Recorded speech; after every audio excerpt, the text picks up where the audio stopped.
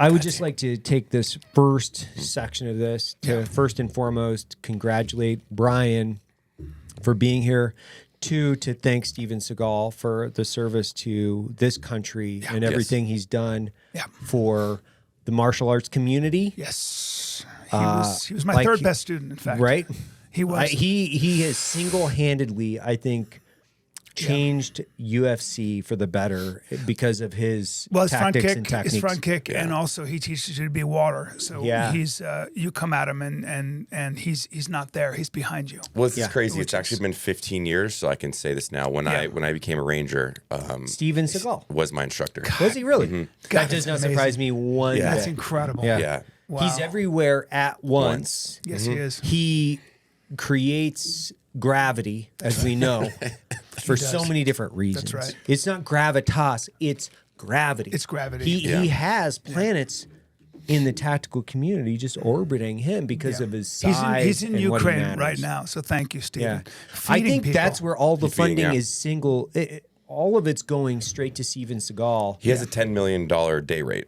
Yep. But he deserves it. I think deserves should But he be gives 20. it all to charity. He deserves Yeah. it. Yeah. Yeah. Well, he gives it all to charity so he can go kick ass. I'm going to say Just this right continue now, to kick and a lot ass. of people haven't had the experience. I've trained with him in his dojo. You have. I have nothing I can get into, but Right. birds land on his shoulder Yeah. when he's in the Eagles. wild. Eagles, Eagles. and even sparrows. Well, the overlord of the sky will come down sometimes and pay his respect. Is this to God? Sensei Seagal. Oh, Sensei. Do you think that the Earth might cease to exist when Steven Seagal one day, unfortunately, passes from this realm into another? So funny. I love that question. He's not going to pass, Matt. Okay, that's That's fair. So, Proven Yeah, wrong. that's fair. It's not mortal. Yeah. Do you know Steven Seagal? Like, really? you ever I met don't him? know. I've wanna never meet met him. Steven, but I do know that John Leguizamo told me the story that he met Steven, and Leguizamo said something like, "Are you really that tough?" or something. And Seagal didn't really know him and hit John, just elbowed John in the chest, and knocked him against the wall. And John was like, "Hey." He couldn't even catch his breath. John's not a big guy. Yeah. And that's kind of how he answered that question. Right. And when I hear stories like that, what happens to me is I go through in my mind what I would do. Right. Because I don't care who you are. I'm coming Yeah. for you. Yeah, yeah. You understand? And especially Right. if you're an actor in Hollywood, I hate you. Oh. So No, those people are all good. But you're They're wild. all They're all really good. good people. Well, Hollywood is good. consistent. They're morally consistent, and you can trust them. You can trust everybody knows you can trust a good Hollywood actor. Hollywood is Latin Everybody for knows that. backbone. Yeah. I lived in Hollywood for like 2 years, and I'm West not, and I'm Hollywood, not right? the moral compass that people should look up to always. But yeah, no, thank you. You have He a lived in symmetry. West Hollywood for a long he's got a time, No, right? I symmetry. visit West Hollywood. I lived in North Hollywood. Matt's got a Cadoga symmetry. Park. He's got a symmetry to his face. I'm very happy with that mustache. He's too afraid to go naked, sort of under the chin, and just instead he's got to. Let's He's just got. say- but- That's but if I those shave- are training. Those are training wheels right No, there. but if I shave it, it's just I create swimming pools whenever I walk around, and it's just I a know, little dude. violent. Yeah, I and, know. and Yeah, And because then- those, and then those it's dudes are snowy here. gushing. You Yeah. know what I mean? They're gushing. I'm very happy with your mustache as well, as You're you know. very welcome. But thank you for your service, dude. Thank you. See, you can see gonna that pull to off my one? mustache. Black Rifle Hey, eyes up coffee here. should just be. I know, dude. I can't. I just keep going down to that nose caterpillar. I love it. I know. It's fantastic. Best, did you try your hand at acting before you became a coffee mogul? No, I mean, I was always just not good enough to be a real actor, so I just had a YouTube channel and, stole pretty much all my mannerisms from Ryan Reynolds and Yes. chalked it up to being a C- celebrity, and here we are. There you are. But thank God the coffee's great because it's really what held me I'm up. very jealous of this. This feels like an adult playground. You built this thing. You did the Or the floors office. yourself. The CEO kind of created this whole. Did you build the? You work with wood, huh? Well, You smell like wood. thank you. Yeah. I smell like wood because I do a lot of things with wood. Yeah. Hardwoods mainly. No, well, like so did a lot of Jesus, you know, hardwoods. so did Jesus. Yeah, yeah. He's a carpenter. Where's my camera? And yeah. So I can't really take full credit for everything, but I will. Good because I try to stay as humble as Yeah, possible. he leads with humility. I do. Just like me. He's mean to his humility employees. is my best trait. That's what I've told people from the beginning. Yeah, Like, but he it walks is- around. He walks around firing his employees, then he rehires them. Yeah, He right waits then. till they break down in tears, and he goes, "You're rehired," just You're to show rehired. them what kind of power yeah. he has. Yeah, it's not St. Patrick's Day. You know, it's not. No. It's Christmas. Okay. Are you guys always surprised at the? Confused, but I'm going with it. Notice how I just skipped over it. You're By like, the way, Evans, April Fool's is St. Patrick's Day in my mind. Like, that's- your it's tongue is typically Smurf yellow, dude. Yeah, I mean it's Smurf blue. It's blue because like Jericho Denman, yeah. he gave me Jericho. this. It's supposed to be a neurotropic, and it does the nootropic. same thing. Like it turns your fucking tongue blue, and I'm like, okay, I'll try it. But it's got like caffeine and a bunch of other shit in it. I'm like, okay, I'm good with that. My daughter has been sick, so she came down last night at like midnight and got in bed with us, and then that's just as you're getting ready to fall asleep. Then she kicks you in the fucking face, or does something else, like gouges you in the eye, or whatever I have it an might be. 11-month-old baby. Same thing. Yeah. So you could say that there's a bit of sleep deprivation, but Yeah. I'm fine. I feel pretty good. But it's Your like, you know eyes what? are eyes are very open. Yeah, I feel good about it. Do you when you guys were in the military, did you take nootropics or was it mostly just amphetamines? No. Some of this stuff, I wonder if it works, right? Yeah, it does. I mean, amphetamines work. Oh yeah, that They works. do. Yeah, it's like they really steroids do. work, amphetamines work, right? They do. Protein yeah. powder. You don't need Nootropics. you don't need to Right. do a lot more data on amphetamines and steroids. They work, and they if you combine both of them, Yeah. which would be really interesting, if you were to just say, let's take a battalion of people in the military, and we're just going to give them as much amphetamine as they want, or amphetamines, and then just prescribe them as much steroids as they want. Let's just see what I we think can the do. Russian army already does this. No, well, Right. the Nazis Right. did it. So when, Yeah. when they did the No, they were the- issuing like cocaine, pretty much. Methamphetamine. Yeah, methamphetamine. Yeah. It's yeah, impressive. Yeah. and that's But there was how, a name for it. Anybody remember the name? It was like it came in like a package. They had a whole Put it in the thing. comments below. So one of the my listeners problem will is, know. my issue at 55 now It's no big is deal. You look good. You look good for I have- 55. guys, come on, I have tight fitting skin. I shaved my head for no reason. My Why? wife was like, "Why did you do that?" And I was like, "I don't know. I just wanted to keep it tight." Yeah. Sometimes I get bored, but I took all my friends at my age are taking some kind of testosterone replacement or something, right? I've never done it, and but I did should take. do it. I know. I did take half an Adderall once. Oh Lord. I took 10 milligrams because somebody said, if you're tired, try this. And I wanted to write on the plan instead of fall asleep. Well, it's cocaine. It's cocaine. Have you And ever tried cocaine? I have. And again, that's another drug where I went, well, this is simply too good. I wanted to run for president. You know, you do Yeah, cocaine, and you're right. like, let's open a candle shop, and but we'll make big candles. You get these terrible ideas, huge candles. Nobody has huge candles. Why don't we should have huge Oh, candles. did you see And then Bryan Callen's candle shop? The fucker's Exactly. doing cocaine again. He doesn't run it anymore because he's the president of the United States. Yeah. And I'm going to make speeches about wax. And, you know, it's fucking ridiculous. So you do shit like that. Like I did 10 milligrams of Adderall. I go, I'm not doing this anymore because it's too artificial. And then I'm going to notice the difference between when I do it and when I don't do it. So Yeah, fuck yeah, that. yeah. And the same thing with steroids. I'm just afraid if I do anything like that, I'm going to get even more muscular. Yeah. I right. tried Adderall a few times there. Same thing. It just feels like it's a chemical in your body. My heart was racing. I was getting flushed in the crazy. face. No, You mean the thank chemical that you put in your body feels like a chemical Yes. that's in your body? Yes, exactly. Yes. Yeah. Yeah. I think I would just like to call something up. Please. I like the fact that Matt has decided to do a podcast with his communist business partner. Yes. That's Yes. a cuck commie across He's a cut commie. He's a Twitter cuck commie. He's a cut every commie. day. He's a cut commie. Well, I Yeah. like. My I buddy- think it's funny because Yeah. it's like, you know, because I donated Tulsi, which was also on the show, by the way. love Tulsi Gabbard. Right? She's It's like, great. oh my God, you guys are donating to the commies. I'm like, yeah, Tulsi's rad. So. Oh, she's a commie? Is Yeah, she? yeah. You mean 'cause You she's- mean the co-host for Tucker Carlson's show? Yeah, you mean the person that you mean because speaks she's at CPAC? reasonable? Yeah. Because she's fucking Yeah. reasonable. This country was founded on that concept, by the way. Just so you know, this great country, the founding fathers, they understood, number one, that government has to move slowly so it doesn't become tyrannical, and the way you have government move slowly is you have different points of view.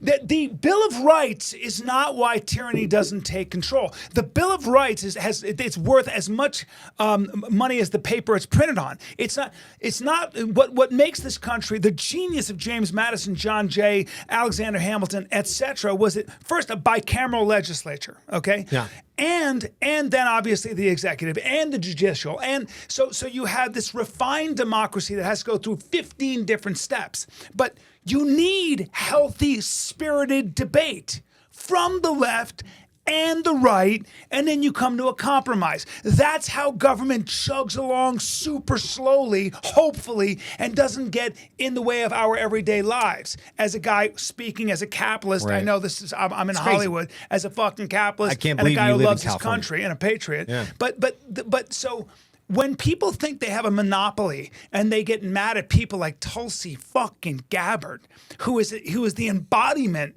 of somebody, in my opinion, who looks at both sides. I feel this way about Dan Crenshaw. I've interviewed Dan, and you talk to Dan, you ask Dan a question, Dan will give you. You better be ready for a 1 hour answer because that guy is so nuanced in his thinking. It's so refreshing, and we need more of that in government. Not these two extremes. But it's also like, God damn, did you write that down? Like a president. Let's Cocaine go. Bro, president. what the hell, man? That Adderall's kicking in. I think it's counterproductive. I think it's ultimately detrimental to a society if you only can be friends with people on your team. Correct. And if you're not willing to open up a dialogue with a spirited intellectual debate around experiences and or go through this entire process of having a thought problem, right? Where we're going to look at this and this is a thought experiment where you can have a really complex conversation. You can disagree with people and also respect, appreciate, and love them for who they are. Right. The other issue, You might also learn something. Yeah. And you might also realize that a lot of times the way you're characterizing the other side. Mm-hmm. I tend to characterize the left in pretty harsh terms, especially the far left, right? I don't think the far left is they're out of their complete fucking wonks. minds. They're crazy. Yes, but when sometimes I'll talk to a guy. I was talking to Biden's co-chair, the guy who chaired Was this a chair that sits next to his chair? He may as well be, but he basically was he was involved in kind of he'd worked for him when he was a young man, and now he was helping him with his campaign, and I had all these preconceived notions about Biden and about the Democratic Party. But then I talked to him and I realized a lot of my ideas have not been really, they're a little bit half-baked, and I'm getting my information from maybe a rather biased source. So, I'll give you another example. I always used to talk about being a libertarian, which in spirit I am. In spirit, I'm a libertarian. Right. But then I read a book by Michael Lewis called The Fifth Risk. And Michael Lewis in his book, who wrote The Big Short, Liar's Poker and all that. Good writer. And he basically went through what the Department of Energy, Department of Agriculture, et cetera, actually does. Like, for example, keeping track of the highly nuclear waste. Yeah. Or making sure a dirty bomb isn't detonated in at the Super Bowl. Right. Or who feeds the neediest who can't, where there's no food that reaches those people. Who shoots firecrackers off at the airport so geese don't fly into your engine? Department of Agriculture. There are so many things that I didn't realize, like ARPA and DARPA does, and all these things. All the Tesla I drive, the low interest loans given by the Department of Energy. There were so many things that I rely on, that I use, that government had something to do with. Right. Organized, well-run government. That I realized a lot of my philosophy and platform has not been fortified. It just hasn't been. A lot of times I don't know what the fuck I'm talking about. That's me always. But I think that's all of And us it's all the okay. time, right? Yeah. It's okay. Yeah. Like that's the fun part of being thing about human it. is learning. That's the fun thing about being an American is you can just go out and say a bunch of crazy horse shit. Yes. And oh, by the way, it's super fun when Right. you just say crazy horse shit and people that are smarter than you just quite literally crush your soul Yes. through Yes. real data and Yes. like prove you wrong. It's actually really fun being proven an idiot, which is quite regularly happens every day, either with my children, my wife, my business. It's fine. Yeah. Like, and it's also really good, like to get your face beat in. Yeah. It's really good for you. Humility. There's no other way, right? Like, so if your ego gets beat up a little bit, that's fine. But I don't quite understand why people are so fixated. And what I call them is like, it's the purity police, right? So it's like they're across all the other platforms and they're always like, oh, I have the purest message and I'm this and I'm that. And I'm like, you know what, man? I'm not okay with that. Like, I'm not going to choose a side and wear a jersey, and that's the only jersey I'm ever going to wear, and I'm never going to change my opinion. I'm never going to do anything different. It's like, I'm not going to adhere to the purity police's But you're using rules. a word. You're using a word that's very key. You know, anytime you meet anybody who's into purity, They're extremists. They're extremists, and if you can actually trace it to history, you know, we have buried more people, and to the tune of 50 million, 100 million people just in the 20th century alone, because the idea that you could create utopia on earth, that you could create the pure person, that you could create the pure society. The Nazis spoke a lot about purity, but so did the communists, so did Lenin, so did Stalin, about the idea that your heart and your mind had to be pure. That they used to have essentially what would be the equivalent of a cleric who walked around with the Communist Manifesto and would check in on all the Russian soldiers to make sure that they were up to snuff on what Karl Marx and Engels had said in the Communist Manifesto. So you had to be your Stalin was not a nice guy, but he would kill people all the time who seemed to be beyond redemption. They had already been sullied, muddled. Yeah. They were too old to be purified. Yep. So, and Mao was the same way. So was Pol Pot. You know, because you're wearing glasses, you're an intellectual, and therefore you've read too much. And I can't re-educate you because you're beyond You've been redemption. exposed to too much. But let's get the children and keep them pure. So we'll have these education camps. Work will make you pure. Work will set you free. So anytime I hear anybody talking about purity, think about even Christianity or any of the great religions. They always said, look, man, you're a flawed person. You're never going to be pure. You're flawed. You're fucked from the start, right? So all you can do is try to reach. Not everybody's going to be Bryan Callen. You know what I'm saying? No. Well, and that's the cool Sorry, thing. I Not like everybody's that. gonna, love yeah, the I like eyeline. that. I love Well, the that's eyeline. a commercial break. People are like, Yeah. Pro. you know. Thank you. So here's like really good example, right? I can be really good friends with people that I disagree with. Like, so I love like my very Christian conservative buddies.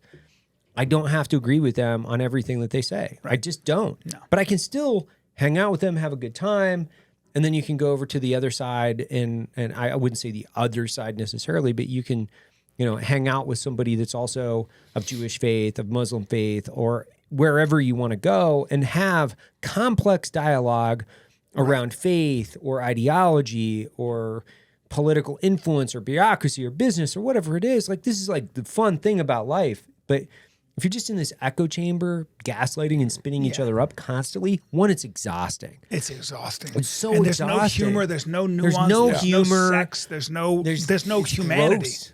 There's no art. But There's I think no a lot of flavor. people are terrified, right? They're terrified. I think people in general like get into their echo chamber, and I suffer from this sometimes too, because a lot of people are terrified by who. My issue, what I worry about is the people who are controlling the narrative.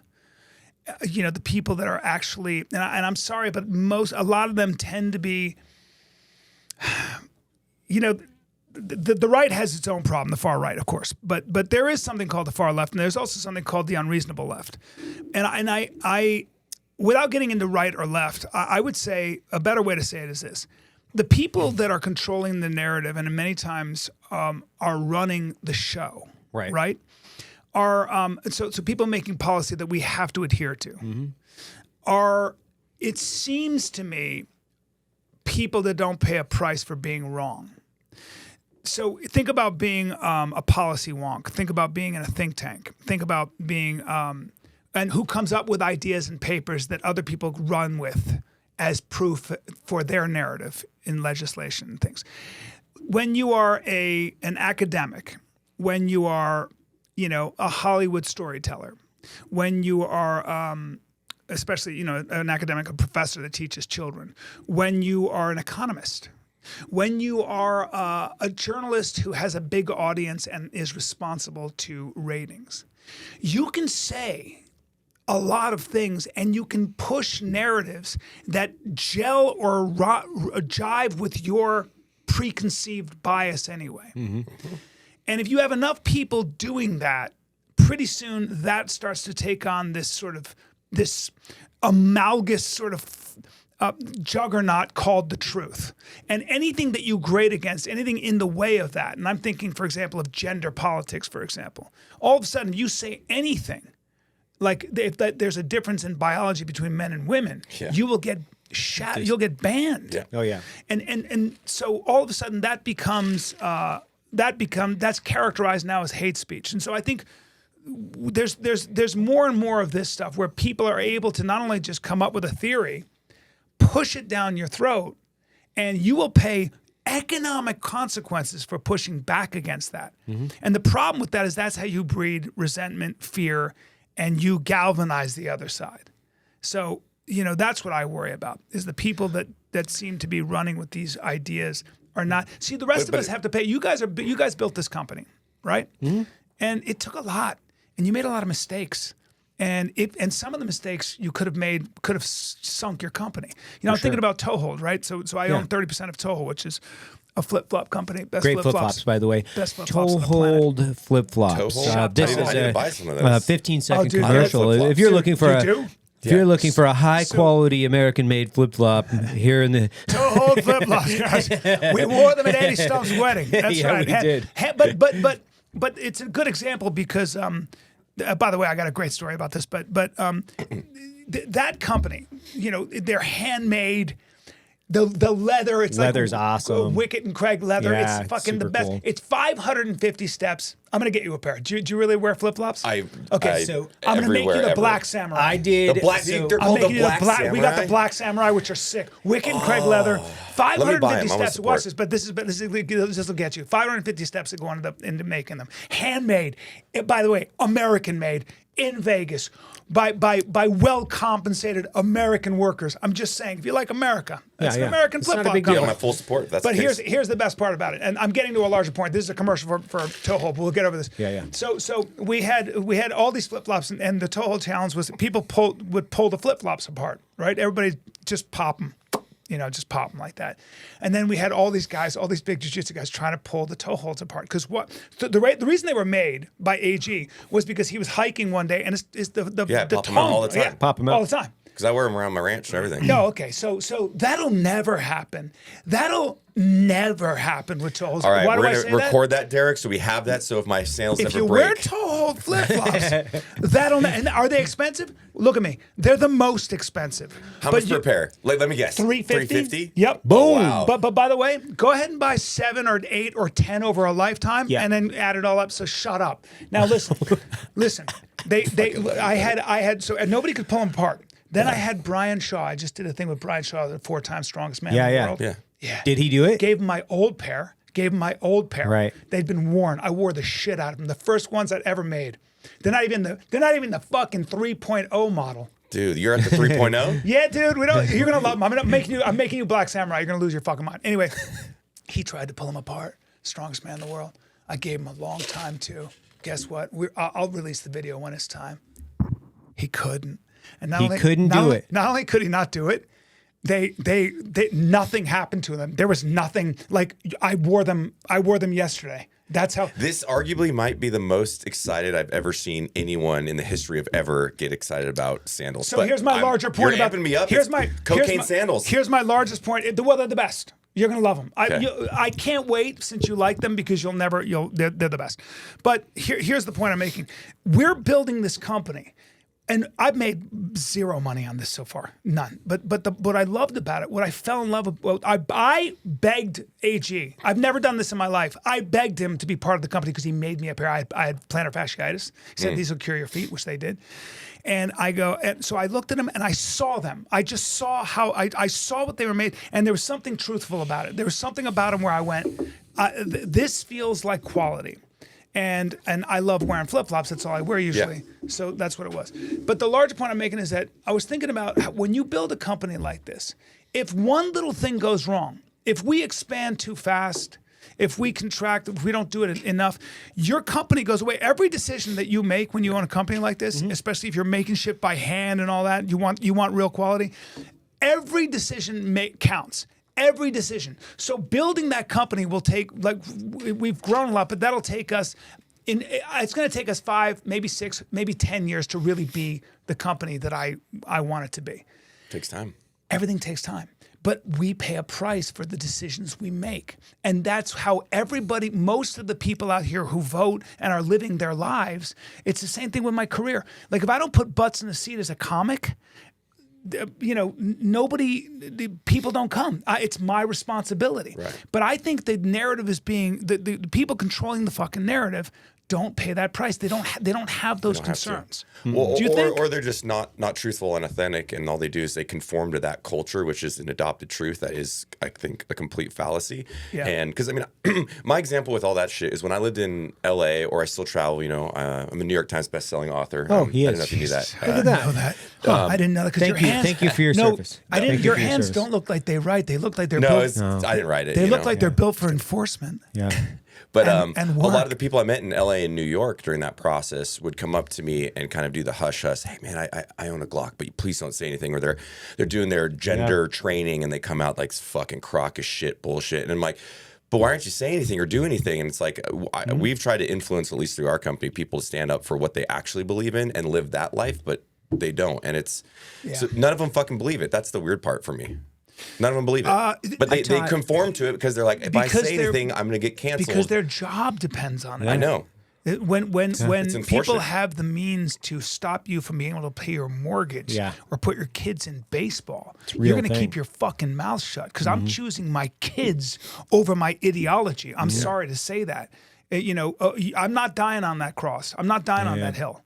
But that's a problem. The last pistol carbine course that I taught, like as a civilian guy, shooter instructor, which was probably like 5 years ago, I guess 6 years ago, was in LA to a bunch of people that worked in Hollywood, and none of them, like, I shouldn't say none, like there's like 20 people there that all paid quite a bit of money to be there, but none of them except for like 2 or 3 wanted us to even take pictures on the range because they were afraid that if their employers found out that they Shot a gun, owned a gun, that they would be fired.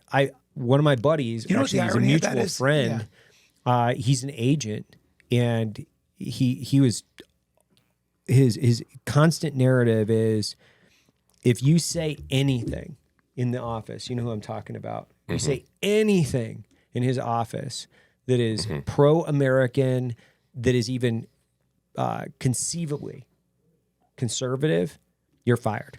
You're out. Remember the guy? guy? It is not. He's like you have to pretend to be part of this entire. Like if you could walk in wearing a Karl Marx Che Guevara shirt, a beret, like saying anything and everything you want about socialism, communism, like Che Guevara was a great person. You could have a whole altar in your office. Meanwhile, Hollywood is the most capitalist. And by the way, who do you think pushes the gun fantasy narrative? Who? It's well, all I'm sorry. Hollywood. Yeah. Well, I mean, what the movies that make the most money are the ones with the most fucking guns. I've never got that. It's like a Matt Damon comes out anti-gun, and then he's like playing Jason Bourne and shooting 60 fucking people per movie. Matt Damon is anti-gun? I'm sure. No, he's not. Matt Damon is really? not. Nah, he's one of us. Okay. No, Matt.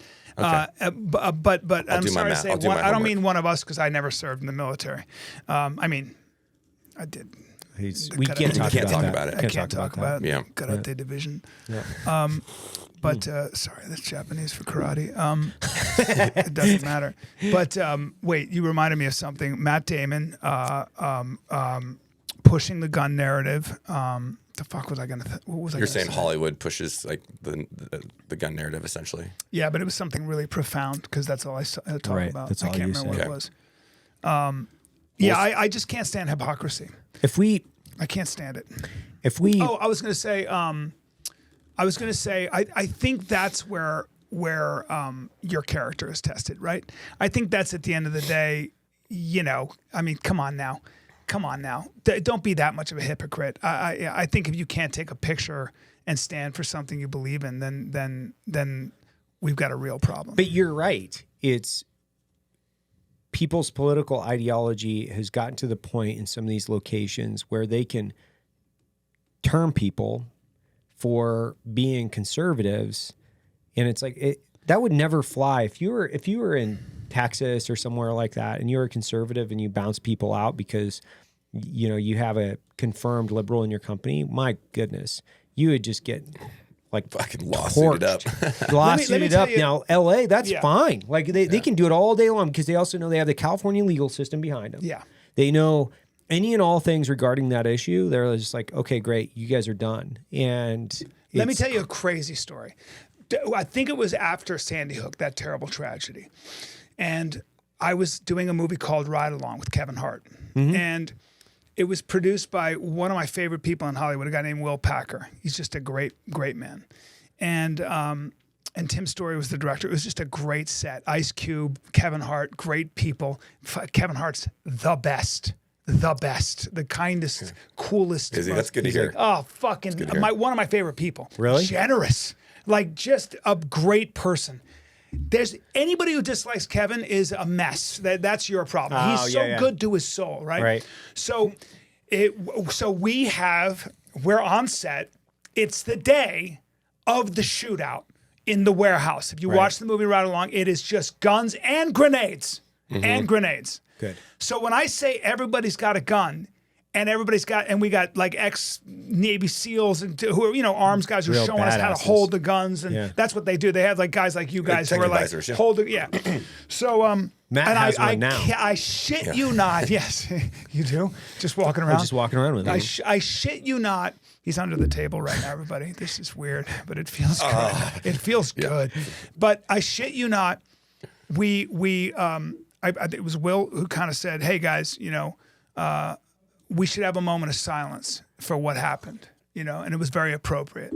And the whole set, and I'm talking about this is a $3 million day, at least, and the whole set just stops. We have a moment of silence for and I believe it was Sandy Hook. I'd have to look at the dates. Or it was some terrible tragedy, but I think it was that. We all stopped to have this moment of silence and reflection on this terrible tragedy. And it goes on for about a minute. Thank you, everybody. All right. And I shit you not, 5 minutes later, hey, get. We're just shooting. There's guns, there's pyrotechnics going on, and everybody's shooting guns. And that was Hollywood. So, when Hollywood's ready to take responsibility for that and call themselves out for their own hypocrisy, maybe I'll listen. In the meantime, get the fuck out of here. Yeah. It's fair. Yeah. Some of that story. How's your coffee? Good? Is it all right? Better than those sandals or no? No. I like the one that Evan made me. I like the one that the CEO of. It's the same, but it's different. So here's some questions for you. Yeah. All right. So today, outside of yourself, who are the top 5 comedians in the business today, in your opinion? I love Sebastian. All my friends. I love Sebastian Maniscalco. I think Bill Burr is just amazing. It's awesome. Bill Burr's I don't great. know Dave Chappelle, but I think he's got guts. You don't know him? I don't know Dave. This seems strange. I've Like- never met him. It's so weird. We've met him. Yeah. Yeah, I've never met My him. favorite Dave Chappelle story was we were in El Paso, and one of our military buddies who got both of his legs blown off was like, "Hey, I gotta piss, man." I'm like, all right, well, Chappelle's about to come on. We're gonna run you out to the bathroom as quick as we can. So we put him over his shoulder because he didn't want to wheel his chair up through the stairs and everything. Run him up, take a piss, come back in. We open the doors. Chappelle had already come on set. He goes, "Look at this drunk asshole already having to get carried in this show." And then we're like, he's missing his legs. Dude, Chappelle's face just went like completely white. It was like, "Oh my God, I am so sorry." He was like the most kindest, cool dude ever. He is. invited us up after the show and had like a beer with us Wow. and with the vet and was like, "I'm so sorry." And Nah, like, he's dude, a it's special funny. man. Yeah, he's a cool dude. got balls, and I think he's got a strong moral compass. Yeah. And I think he's very important for the American conversation. And so I really appreciate him. I think he's paid a price, and he continues on. So I think he's a much needed voice, regardless of where you are on this political spectrum. Look, man, I was in Salt Lake right here. Yeah. Rogan calls me up and goes, "Come down." I'm like, "I'm with my parents," and he's like, "Get down here, come down. You got to see this. I'm playing at some arena where he was in the middle, and it was 14,000 people." Yeah. So I go. So me and Cameron Haynes kind of, we're standing in the wings. Now I've been doing this for 30 years, right? I've been doing stand up a long time, but part of what's difficult, right, is like this is my 4th special I just dropped, right? And now I have to start all over again. And one of the hard things about stand-up when you're at my, been doing it as long as I have, or any of us, is that you have to make sure you don't repeat yourself. You have to make sure you don't repeat the same themes. You got to make sure you don't become a carbon copy, a cover band of yourself almost, right? You got to just come up with new ideas, and you got to write new things. And that requires, to a degree, a level of discomfort. You got to keep the ribs on you. Stay hard, in one way or another, right? And you look at Rogan, who has all the money, has all the attention, has arrived, is I guess, in many ways, the voice of a generation. And I watched this motherfucker who I've known for 30 years almost now, or 27 years. I met him 28 years ago. I watched him get up on stage in front of 14,000 people. And this 1 hour that he's about to drop it was astonishing, man. It was astonishing because he's not just funny, he's saying something. Was this a special as well that's going to come out? This is the special that's going to drop. Gutsy. Yeah. Really? Gutsy. Yes. Yeah. I like it. So I was so proud of that, to watch somebody who was able to keep the wolf at the door for any artist, and I would even argue for a human being, is not struggle. It's luxury. It's that's a very important thing to keep in mind. Comfort is your enemy. And I know people say that a lot, but I think laziness is disguised as comfort. I mean, that's what happens. Yeah, but there's this idea that you get to somewhere, right? You arrive when you don't have to look at a price tag, and you arrive when you've got a great wine cellar and an amazing view, and everything seems to be you can keep your body at a certain temperature with ease. You're never hungry. Right. I think that that way lies ruin. That's fine, but boy, you better have something that keeps you a little on your toes, because you'll forget who you are and you'll forget what's important. And by the way, I think you will forget that there's still work that needs to be done. Look, the way, and I'm going to quote a guy named John Vervaeke, who said something really interesting. He said, he's a professor at University of Toronto in the same department Jordan Peterson is. And he said, what the child is to the adult is to the sage. And never forget that your development, the process of building your character, is never complete. It's knowing the unexamined life, as Socrates said, right, is not worth living. You have to keep examining your life, and you have to keep building your character. And I think that's ultimately not aligned. Again, I'm kind of paraphrasing him, but it's not to align yourself necessarily with purpose. Purpose is great, man. Purpose is great. But look at you, Evan. You've arrived. You've solved a lot of these problems. You've solved the problem of money, and you've solved the problem of accomplishment, and everybody likes you and all that. No, it's not true. But it's not. And you're very attractive. But Yes, but it's that's not. true. It's not enough. There's still work to be done, right? You have to remind yourself that process continues until you die. You have to go from adult to being the sage, meaning you have to engage in that struggle, which is to learn when you are deceiving yourself, when self-deception, which takes on many forms, is ever present. And I think wisdom lies in the ability to understand when you are being self-deceptive, or when you're aligned with things that are ethereal and not as noble as the things that you want to exist, regardless of whether you exist or not. I'm being a little bit, but I guess that's a roundabout way of saying what I loved about Rogan is that he hasn't allowed the comfort and the status and the power and all that stuff to get to him. And we had a long talk about it because he was like, I just have always been afraid that I would my blade would get dull. I'd be, So I love that. I love that struggle, that constant search, that constant thing like I'm a piece of shit, I'm a moron, I'm not good enough. I don't think you should love yourself. I think that's a bullshit thing to say. I think you should always have this queer sense of dissatisfaction, a sense that I'm not complete, a sense that I'm doomed anyway. I'm gonna always try to self-perfect, but at the end of the day, there's got to be something more than that. Maybe that's where spirituality comes from. So long fucking way of answering. Those are my favorite comics. That was 3. That was only 3? Yeah. You got 2 more. I like For decades, buying a silencer has been difficult. But in 2005, Silencer Central set out to simplify the suppressor buying process. So what happens when you buy from Silencer Central? Well, they help you find the right silencer for you. They handle the paperwork so you don't have to. And they give you a free NFA gun trust so you can share your suppressor. Silencer Central allows you to pay while you wait. They make sure your purchase is carefully prepped, packaged, and protected until the moment you're approved. Once approved, they deliver it straight to your door. So whether you're planning your next hunt or putting together a range day, you'll enjoy every shot you take with Silencer Central, straight to your front door. Okay, so I've got. I mentioned Bryan Callen.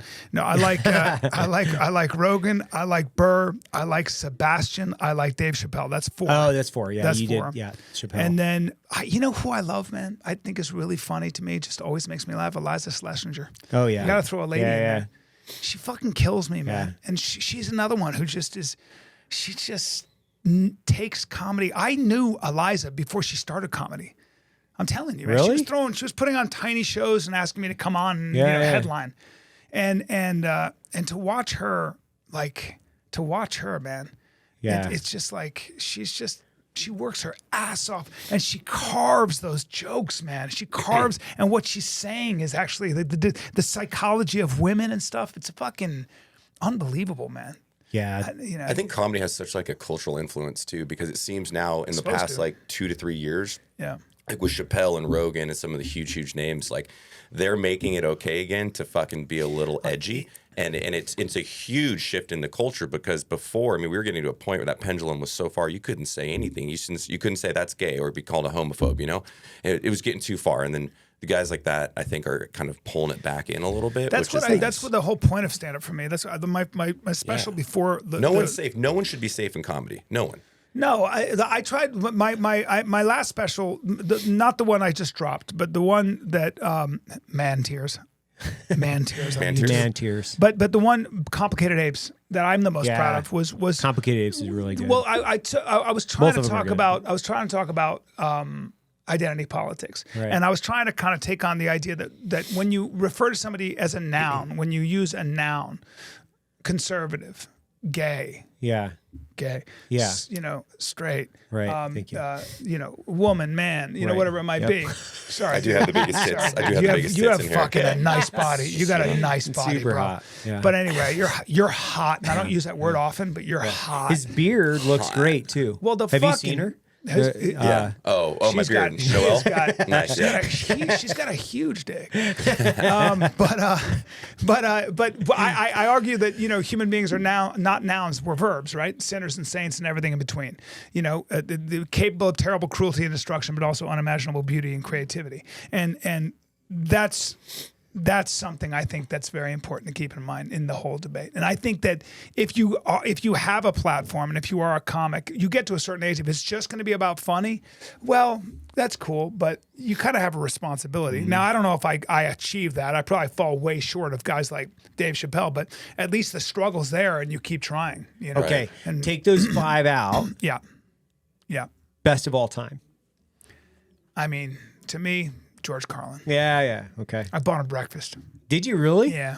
All right, tell me that story. I was at a place called Cafe Cora in Santa Monica, and I'm fucking eating at the counter, and he's behind me alone, just eating, and I think he was reading something like a newspaper, and I'm just like, and the staff there were all Mexican, and they speak a little bit of English, and it's an amazing place, and I'm just looking at George Carlin behind me. And I said to the waiter, I said, I want to buy him breakfast, but I wanted to get the fuck out of there.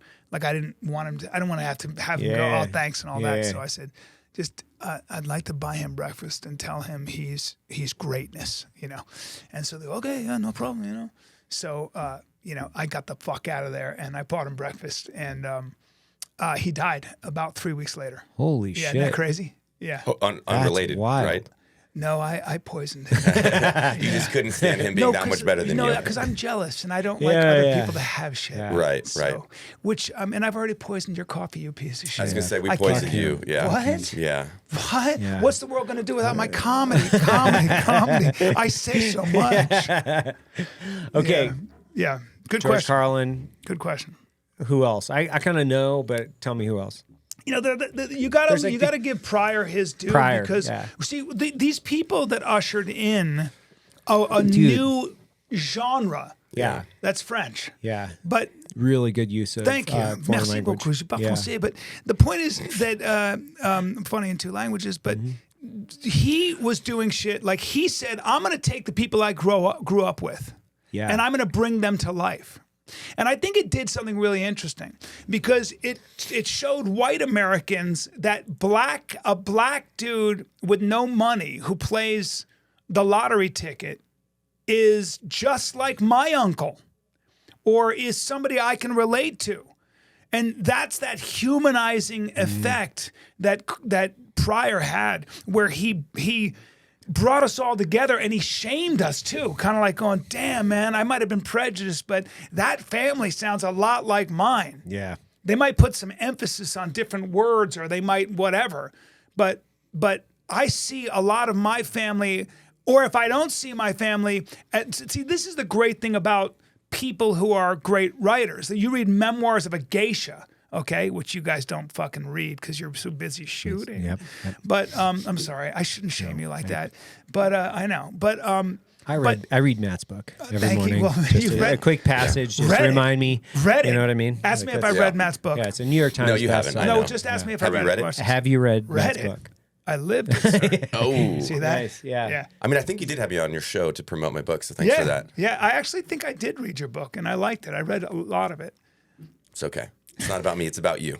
But thank you. But the point is, like, what's great about like Memoirs of a Geisha or Pryor is that you read that book and you go, I kind of understand what it's like to be a Japanese woman in the 1600s. Right. Like I can identify with the common thread of humanity, and I think Pryor was the first comic to kind of show everyone, hey, you can get up here and talk about your family and bring your family to life, warts and all, and it'll work. Yeah. And that was not a given.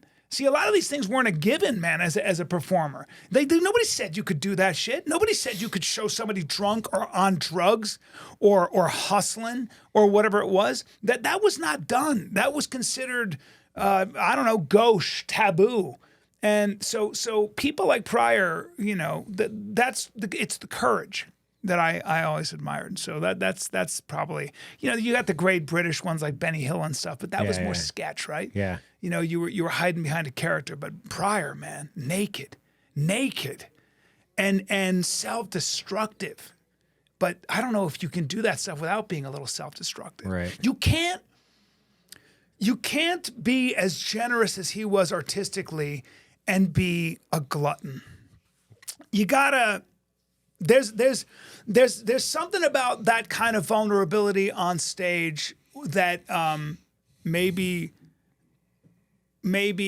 feels somewhat like you're about to crash and burn. Like you leave part of yourself up there. It's embarrassing, man.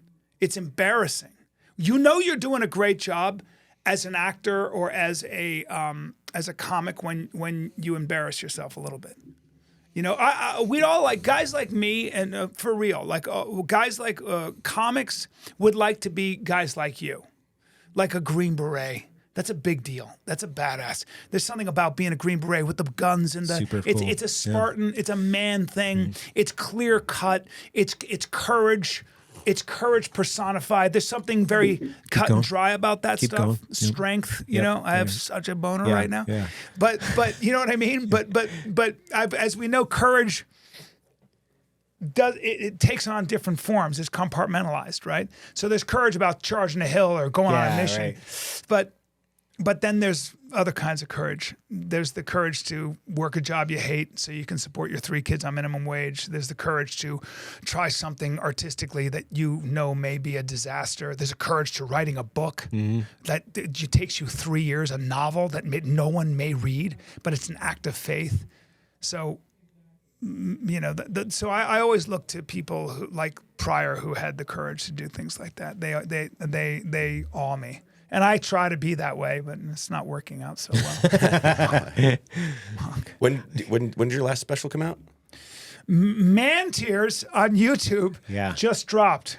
Okay, I'm gonna watch that tonight. We'll put a link in the show for the special. Only if you want to laugh super hard and learn something. If you only want to laugh really hard, I would watch it. But that's about vulnerability. That whole show's about the idea that you know, I spend my whole life building armor and trying to be ready for whatever, and chaos comes. And when chaos comes in your life, and it'll come for all of us, you won't recognize it. It'll be bearing weaponry you have no armor for. Right. Like you can get ready for anything, bro.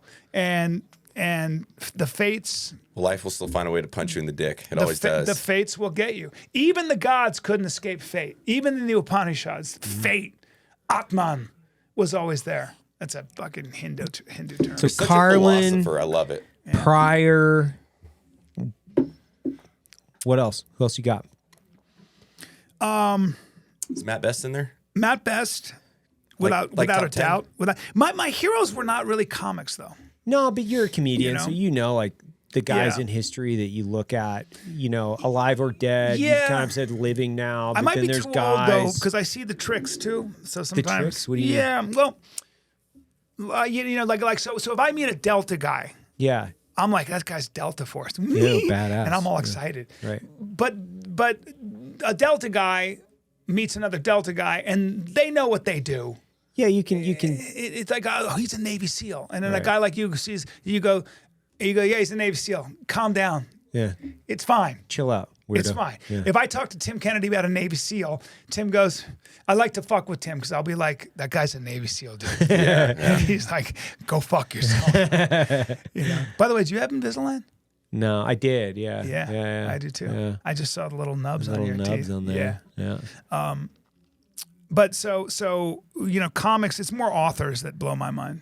But if we stay on this thread, because like kind of where I'm getting to is like you've got, and I think if we were to take a poll, and I don't think from the general population, because I don't think they actually know, because they're not really they're not down the rabbit hole, so to speak, on comedy, where there are comedians that are respected by comedians as the guys. And then there are people, you know, we would say the general population that would say, oh, but they're great comedians. And and you guys are like, okay, whatever. You know, like, yeah, they're kind of bullshit. You know what I mean? So now you got me into a topic. So, yeah, I'll be delicate. But why? Why do you have to be delicate? No. But there is a difference between my generation and the generation that is now. Okay. And that is that social media is now a thing. Right. Social media has done something for comedy. It's allowed you to make crazy money. Right. Because you can curate your own audience.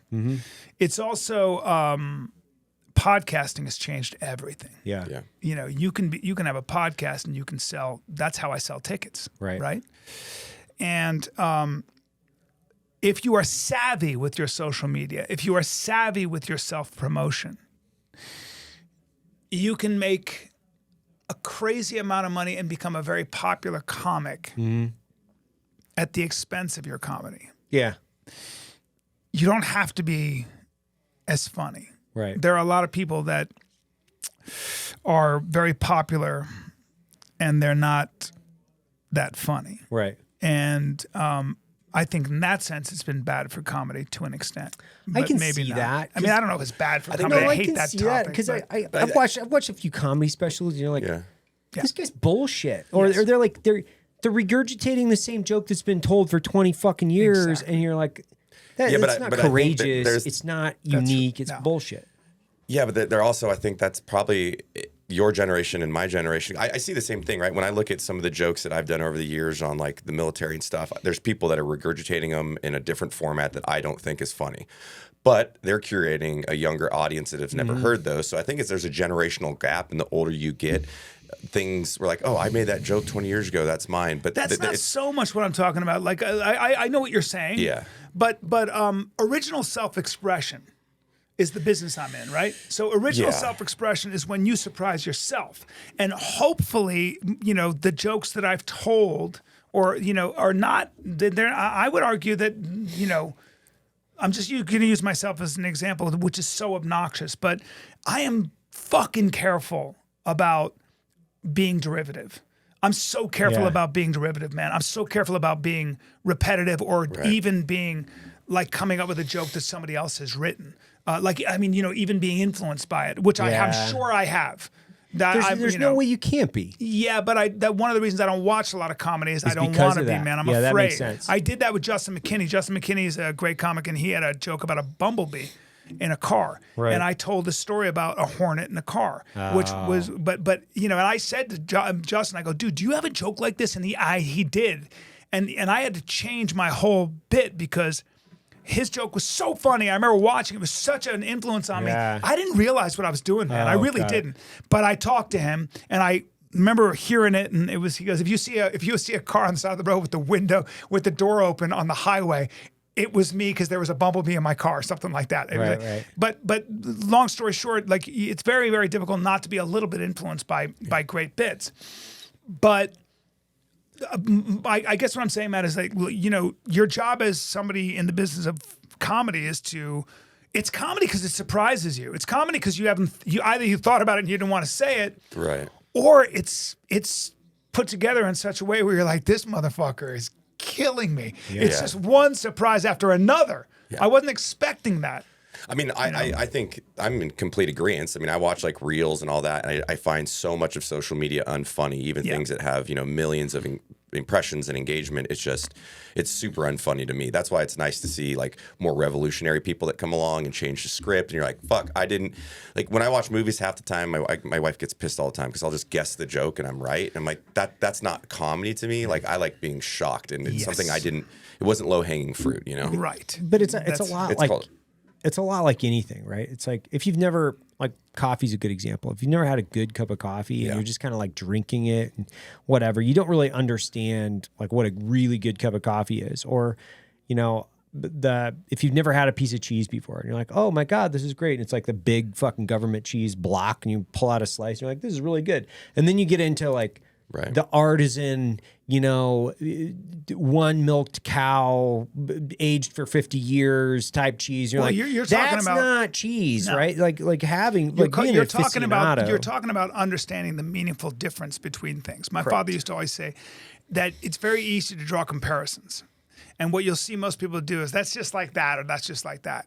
It's the people that know the difference. Yeah. Right. Nuance. It's like with everything. It's like that, by the way, is very good coffee. But the difference between a really good cup of curated coffee. Why is that coffee so good? Well, like Toho, there are about 500 steps that go into making great coffee. The way it's grown, all that shit. That's the nature of quality. I think that's the nature of ideas. I think that education is supposed to teach you not what to think, but how to think. Right. And that will then lead you down the road of learning the difference between a good idea and a bad idea, a destructive idea, a constructive idea. It'll also teach you where danger lies. Danger almost always is cloaked in a pretty package. Bad ideas can be repackaged. Dangerous ideas can be repackaged as, equity, equality, kindness, compassion. And if you know history, you go, fuck you, man. I saw how this was done. Yep. I saw how this was done. And this is exactly how you snuck in the back door last time. Not on my watch. And that really is, and this brings me to also understanding you have to, I think human beings define themselves along the lines they are willing to fight for. A country defines itself along the lines. see, lines. The United States, there are lines. There are. This is the grand experiment, and the United States of America is an idea. But make no mistake, there are certain lines this country was founded on that have to be defended, and I think human beings are the same way. I think, to be dramatic about it, but I really mean it. As a human being, you must have lines you are willing to defend at all costs. At all costs. Maybe even the people we admire the most to sacrifice their own life for a higher ideal, for a higher principle. That higher principle might be something like God, by the way. I mean, really, without being, but that is kind of what you're approximating when you're defending something, and you risk your job, you risk everything else. That's kind of the idea. I think that's very important, and that's your job as a person. My father told me that a long time ago. My father said, your job, and I can't do this for you, is to establish a bedrock of moral principles, ethical principles that you can anchor into and that will hold you fast regardless of which way the wind is blowing. And the wind will be blowing. It'll blow hard and it'll be strong. But if you don't have that bedrock to anchor into, I remember I was like, well, how do I do that? He's like, read Socrates, start with that. I was like, oh, fuck. Did you have a good relationship with your dad? I did, yeah. My dad was a Marine. Was he really? Yeah. He was a Marine. I think he probably did other stuff too after that. Right. Don't ask me what it was. You guys keep waking up free every morning. Hey, here's a question. So, sorry, Matt. Comedians, just in general, right? There's a lot of it seems like mental health issues in like the comedian subculture. Why is it? I mean, I know you have your opinion on it. I don't know. I think you have to be dark. Like there's some like really toxic behaviors, like self-destructive toxic behaviors. Yeah. And some of the best people in the business. So I don't know if this is a function of the fact that some comedians, like some artists, have substance abuse problems, just like some doctors do. I don't know. Sure. Or if that being a comedian requires a certain level of self-loathing, which I actually believe. Yeah. The comedians I know worth their salt almost all come from some kind of family dysfunction. Yeah. I never met a fighter worth his salt who didn't come from some kind of a broken home. Right. Like, there's something interesting about struggle, demons, misfitry, that if channeled properly, really, really can produce some gold. Now, sometimes, unfortunately, that will lead to self-destructive behavior, and in the extreme can end your life, which is a tragedy. But I don't know, man. I don't understand. I feel like it's like the artist mentality, though. It tends to lend itself to that, where it's like I don't know. Maybe Stephen King wrote a book called On Writing about this. Yeah. And Stephen King doesn't remember writing 3 books. He doesn't remember writing Cujo. He doesn't remember them? What? Stephen King doesn't remember writing Cujo. He doesn't remember writing to the point where his wife came in to clean all these beer cans out of his. He was writing. He's like this, right?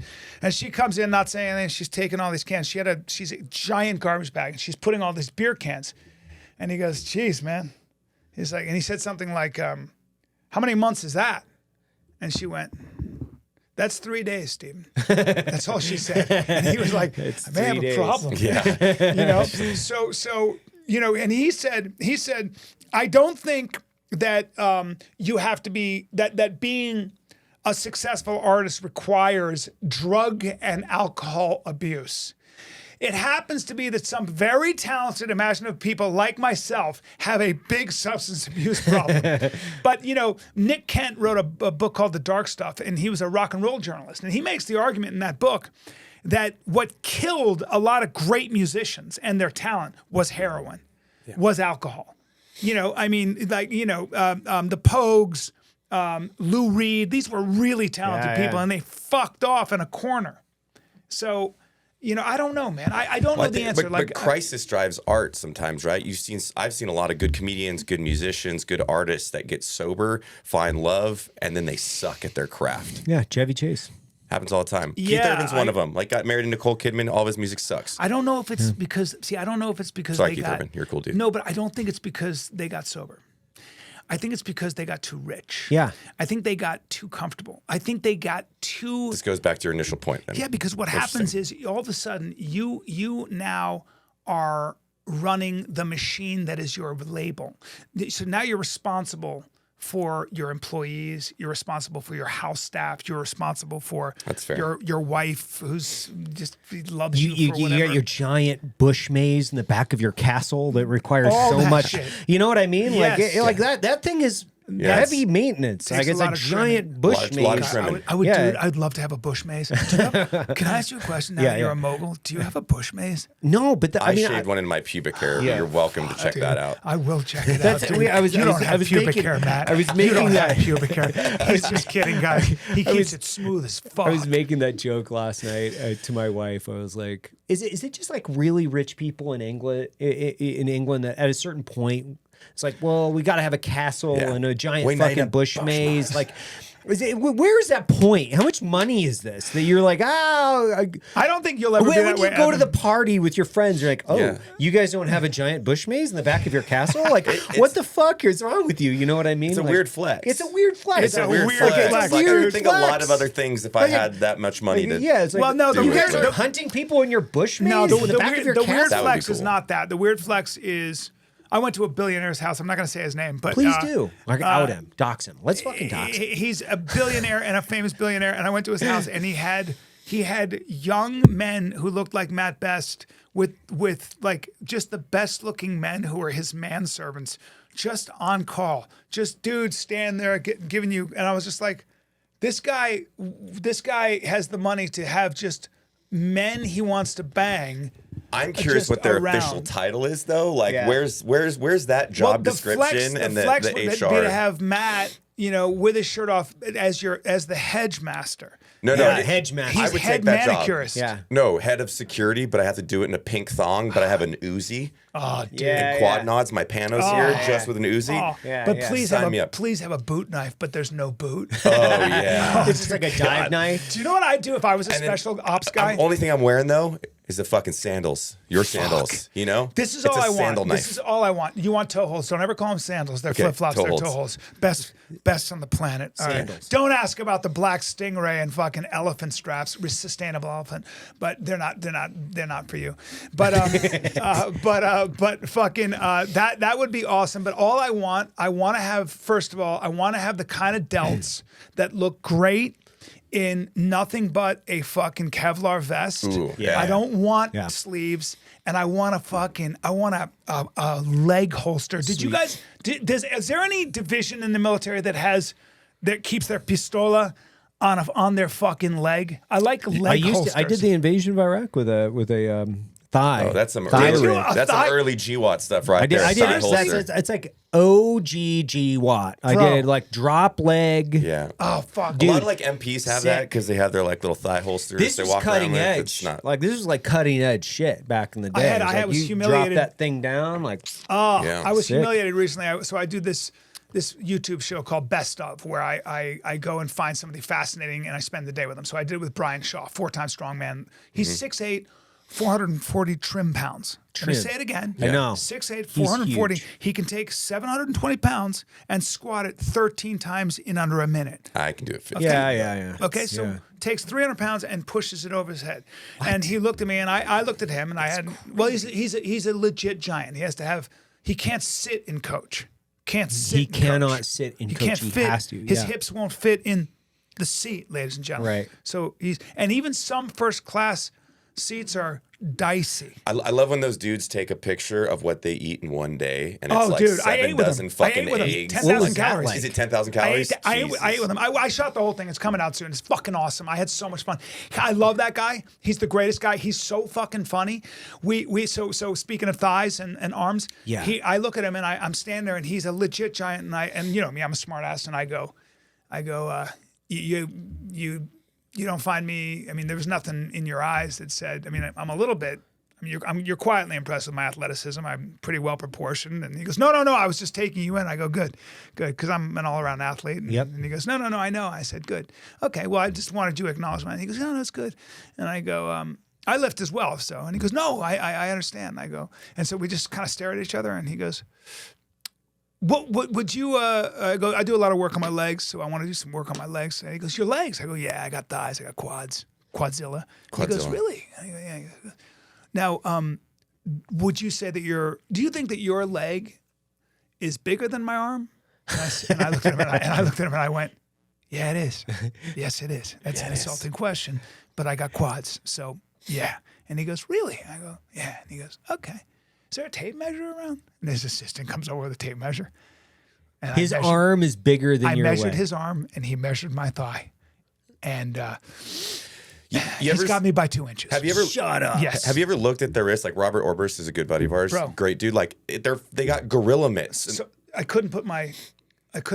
He became a strongman because there's something called the Thomas Inch barbell. Mm-hmm. It's a circus trick. You and no one can pick it up. Like if you try to grab it, 1 out of a million people, 1 out of millions can get it up because it's so thick and it rolls in your hand. Oh, yeah, It was yeah, originally yeah. done a circus Yeah. trick. And before he was a strongman, he was a basketball player.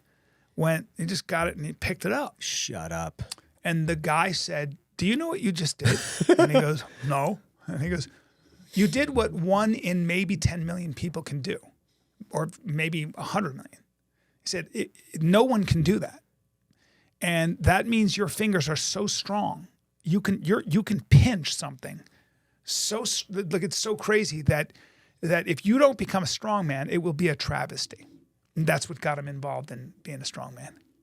That's crazy. It's Was so he like weird. a collegiate basketball player or something? Yeah. Okay. He's also super competitive. Right. Like when he was trying to pull the toe hold apart, Right. he fucking pulled the skin off his. Oh, yeah. And I'm making him a pair. We're making him a pair, but we had to get so I'm making him a pair of Black Samurai.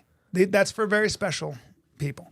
Okay. But or Black Dragon. We have Black Dragon. You're not ready for Black Dragon? No. Let me look at you. He's not ready. for He's it. not Molly, ready. my He's not feet. ready not for ready. it. Yeah. He's not Oh, ready. I'm a Black Samurai guy. You, by the way, Andy Stumpf had, what were you guys wearing? You guys were wearing the blue crocodile, right? Yeah, yeah. That's sick. Like Nile crocodile. It's fucking, again, not for you. Stick to the Wicket and Craig. but he fucking, we have to make him a pair. And, What size is okay, that? so he measured his foot, and AG, who's the founder, who makes these motherfuckers by hand. Like he's the one. If it's a custom made like that, he still makes a lot of them. But he will take 2 days to make you a pair. AG's gonna make you a pair. I'm gonna have a number when he makes them. So this motherfucker. So AG, just so you know what you're getting. I begged him to lower the price. Like I was like, he showed me how much we spent on just materials. I was like, just lower the price. He goes, never in a million years. And they're welcome that I don't charge $1,000. You're welcome that $350 is the lowest price, and you'll take that and be happy. You're welcome. There's no compromise. So we had to. So AG he measured his foot, and AG goes, we don't have a die for that. We don't have the fucking. So we had to go make an $800 die especially for him because his foot is over 14 inches long. Holy crap. Yeah, so that's He's a not a giant. 14. He's Yeah. a legit giant. So we're He's making got some him. alien blood in him. I don't think he's all human. Well, I said to him, I go, like, you're a bear. So Yeah. either your You're mom, a grizzly bear. your mom snuck into a hibernating Yeah. bear's Yeah. den and something happened, or like nobody's like that. And his parents are big, but there's no one like. Well, let me say it again: 6'8", maybe 6'9", 440 trim pounds, sir. Trim. I wonder, has he ever done like a 22, like a blood test or genetic test to see where he came from? Yes, he's a lot of things. He's a mix. Really? It's a genetic accident. Okay. But what's not an accident is his fierce competitive spirit. Right. Like I'm telling you, he was like trying to pull the fucking he wouldn't stop. Like he was pulling the skin off his hands because it made him furious that he couldn't pull them apart. That's how, like, anything you have him do, he's gonna win. He's gonna win. That's why he was the 4-time strongest man in the world. Like he might even go for a 5th. That's a secret. What do you do as a strong man? Like what is your daily life? Well, I worked out with him. Yeah. Now Eating his and lifting gym. heavy shit. What's that? Eating and lifting very heavy Yeah, I shit. used a lot of chalk and Yeah. a belt, and he was just moving around with us, obviously. But his workouts are stupid because there's conditioning. What does that look like? Well, there's conditioning, so he'll take so they do crazy shit. Like they'll take 200-pound sandbags and just walk them for a long period, or take a 200-pound. So they'll do conditioning where they take the sandbag, lift it up, throw it over the back, lift it up, throw it over the back, lift it up, throw it over the back, then push a sled. So that's all conditioning. But then they get into heavy.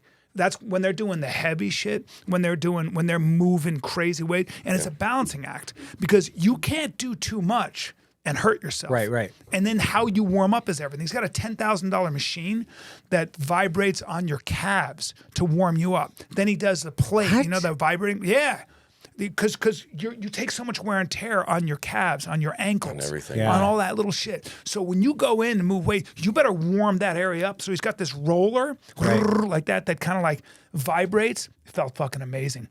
But that's how he starts. The warm-up process alone. Then he gets on that plate, that vibrating plate, all that shit. And when you talk, so a dude like that knows more about the body and nutrition than anybody because they have to. They have to. What's that look like from caloric intake? Like what is that guy Look, eating? 10,000 calories Yeah. a day, sir. He'll eat, I think it was something like 30 eggs in a sitting. Holy No, dude. shit. In so, a setting. So he made No, those me, guys, because I've hung out with a few strongmen. Like, it's freaking yeah, crazy. he said the hardest thing is eating because he'll make like 2 pounds of grass-fed beef, sushi rice, and then just a bunch of mashed sweet potatoes. It's kind of delicious. And then some sea salt. You know, but it's you got to be disciplined. A lot of the guys that I know take a lot of edibles because it's the only way that they can force feed themselves because they need the calories in there. I mean, even Matt Frazier, when he was training for the CrossFit, he told me he was drinking like 20 Gatorades a day or something just for calories. That because guy's a he was freak. burning Yeah, he's so a many freak. calories. He was just, he's a genetic freak He's too. a genetic freak. Yeah. Like when you see what those guys are, those high-level CrossFit dudes are just a different breed. They are. Did you probably had met those guys in the military, right? Some of those guys. yeah, They sure. can Yeah, just keep running. there's a lot of those guys that have that genetic strain where you're like, oh, you're a freak. Got Yeah, it. or they don't need sleep. Like I could never fucking, I would last exactly a half hour in SEAL training because I get too cold. So Right. I'd get hypothermia because I have a long neck. Right. And I need my sleep. Yeah. I need my sleep. Dude, I was a sleepy ranger. I didn't care about food, but bro, it was hard. Like ranger school, I was trying to sneak in naps everywhere. Everywhere, right? Everywhere. I once positioned myself in between 2 trees so I could sleep on a knee. This is wonderful. No, I got like really? an hour's sleep. Just felt like a new man. Yeah, they fuck with you guys. They'll sleep deprive you like crazy, right? Yeah, that's ranger schools. Yeah. Lots of not eating and lots of no sleep. Did you recycle? Yeah, recycle Florida. What does Just that Florida? Yeah, it all goes, and then mean? What is recycle? Oh, so you unpack that a little bit because I mean we got to. yeah. So like there's 3 main phases of ranger school, and then each one you get graded under a graded position. So you'd be a squad leader, and then your job is to go put a linear ambush out on some Op 4 opposing forces, and then you have to do it very successfully to the mission, and then you get a go or a no go. So I got goes, went to mountains, got a go there, and then I think I got 3 no goes. I had a really freaking asshole RI that just didn't like me. So What do you think? What do you guys think it is about your personality that got you through it? I think a lot of people that did sports, for me, is you're just, as long as you're content with being extremely uncomfortable for long periods of time, that's really what most selections are. I mean, like people are like, oh, ranger school. Like ranger school is easy. Like it's honestly not that hard. It's just really fucking uncomfortable. You're always tired and you're always hungry and you're always walking. But you're always with your boys too. Like for me, I just be like, I'm not quitting if I'm with my friends. Like I don't want to let them find down. those key moments, right? And that's where that family comes from, when you're like a foxhole freezing your ass off and you're making jokes and you have that brotherhood. Like that's what gets you through everything. It's the people that isolate themselves and then get lost in their own thoughts of like, why am I here? As long as you just keep your brain busy, then it's really hard not to pass a lot of those How long selections. would you be cold for? Oh, dude, I don't know. Ever. Just always cold. The coldest I ever was there's this thing in back in RIP before it was RAS, is Coal Range. They put us in a patrol base and let us go to sleep early. It was like 9 p.m. I'm like, that's fucking weird. We're gonna get like 7 hours of sleep. But they put us in like 6 inches of water, dude.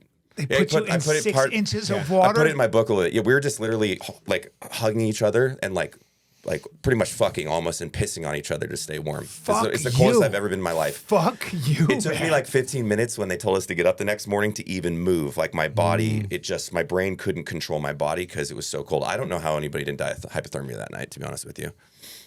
Yeah, it was awful. Oh my God. How about you?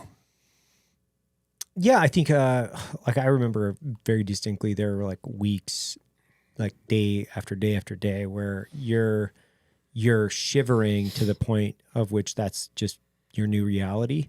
And then you can't use your hands because like I remember being on an ambush line, I had to kick out my elbow really far and then put my finger into the trigger well with a straight hand because I couldn't flex my fingers to shoot my rifle. Like if you're watching this on the video, I had to pull like bicep back and then hit my trigger there's no way to because get warm. there's no way. There's no way to get warm? No, and you know, if- you'll have 50% of the people like they'll quit, you know, and then after a while, everybody's done quitting, and there's really not a lot you can do to that group after kind of the you've separated the weakness out. There's really just But not what a was lot. it about you that didn't get you to quit? Ego?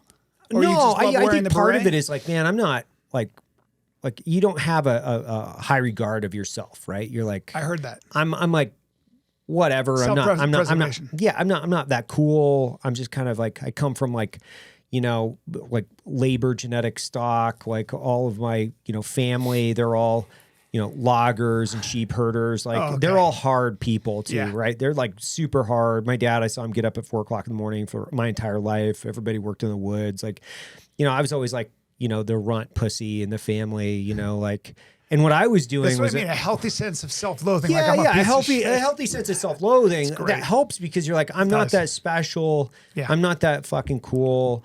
You know, if I quit, like this is going to validate my entire family's perception of myself either way. Like you're just a big pussy, and we always knew that my you were going brother to told quit. me, he's like, just, you know, you'll never make it to be a Yeah, ranger. yeah, and that yeah. always stuck in my head. Yeah. It's like, fuck you, pussy. Dude, thank God for your brother. Yeah, I know, right? yeah. Thank God. Well, like I look at Tim Kennedy, like Tim's such a genetic. He's built like a fucking Freak. bridge troll. Yeah. So it's like, hey, bro, you know, he's like this thick. He's just got muscles He's a gorilla. everywhere. He's a fucking gorilla. He's a And gorilla. he's the kind of guy who can just be like, you know, it's fucking cold, but it's not, you know. Yeah. And like I just break down. I just couldn't, you know. Some of it's just your physicality. He too. doesn't care Oh, either, right? He doesn't care. Like, Well, he's the toughest guy. I mean, you're talking about a guy is. who's, I don't know, let me see. But you know how good he was as a UFC fighter? He fought Yoel Romero and for my money, beat him. The only guy to ever beat Yoel. But then there was that timing thing. But that's how good that motherfucker was. Set him on the Indestructible and didn't get tired. Yeah. No. And then, oh, by the way, I'm going to be a Green Beret.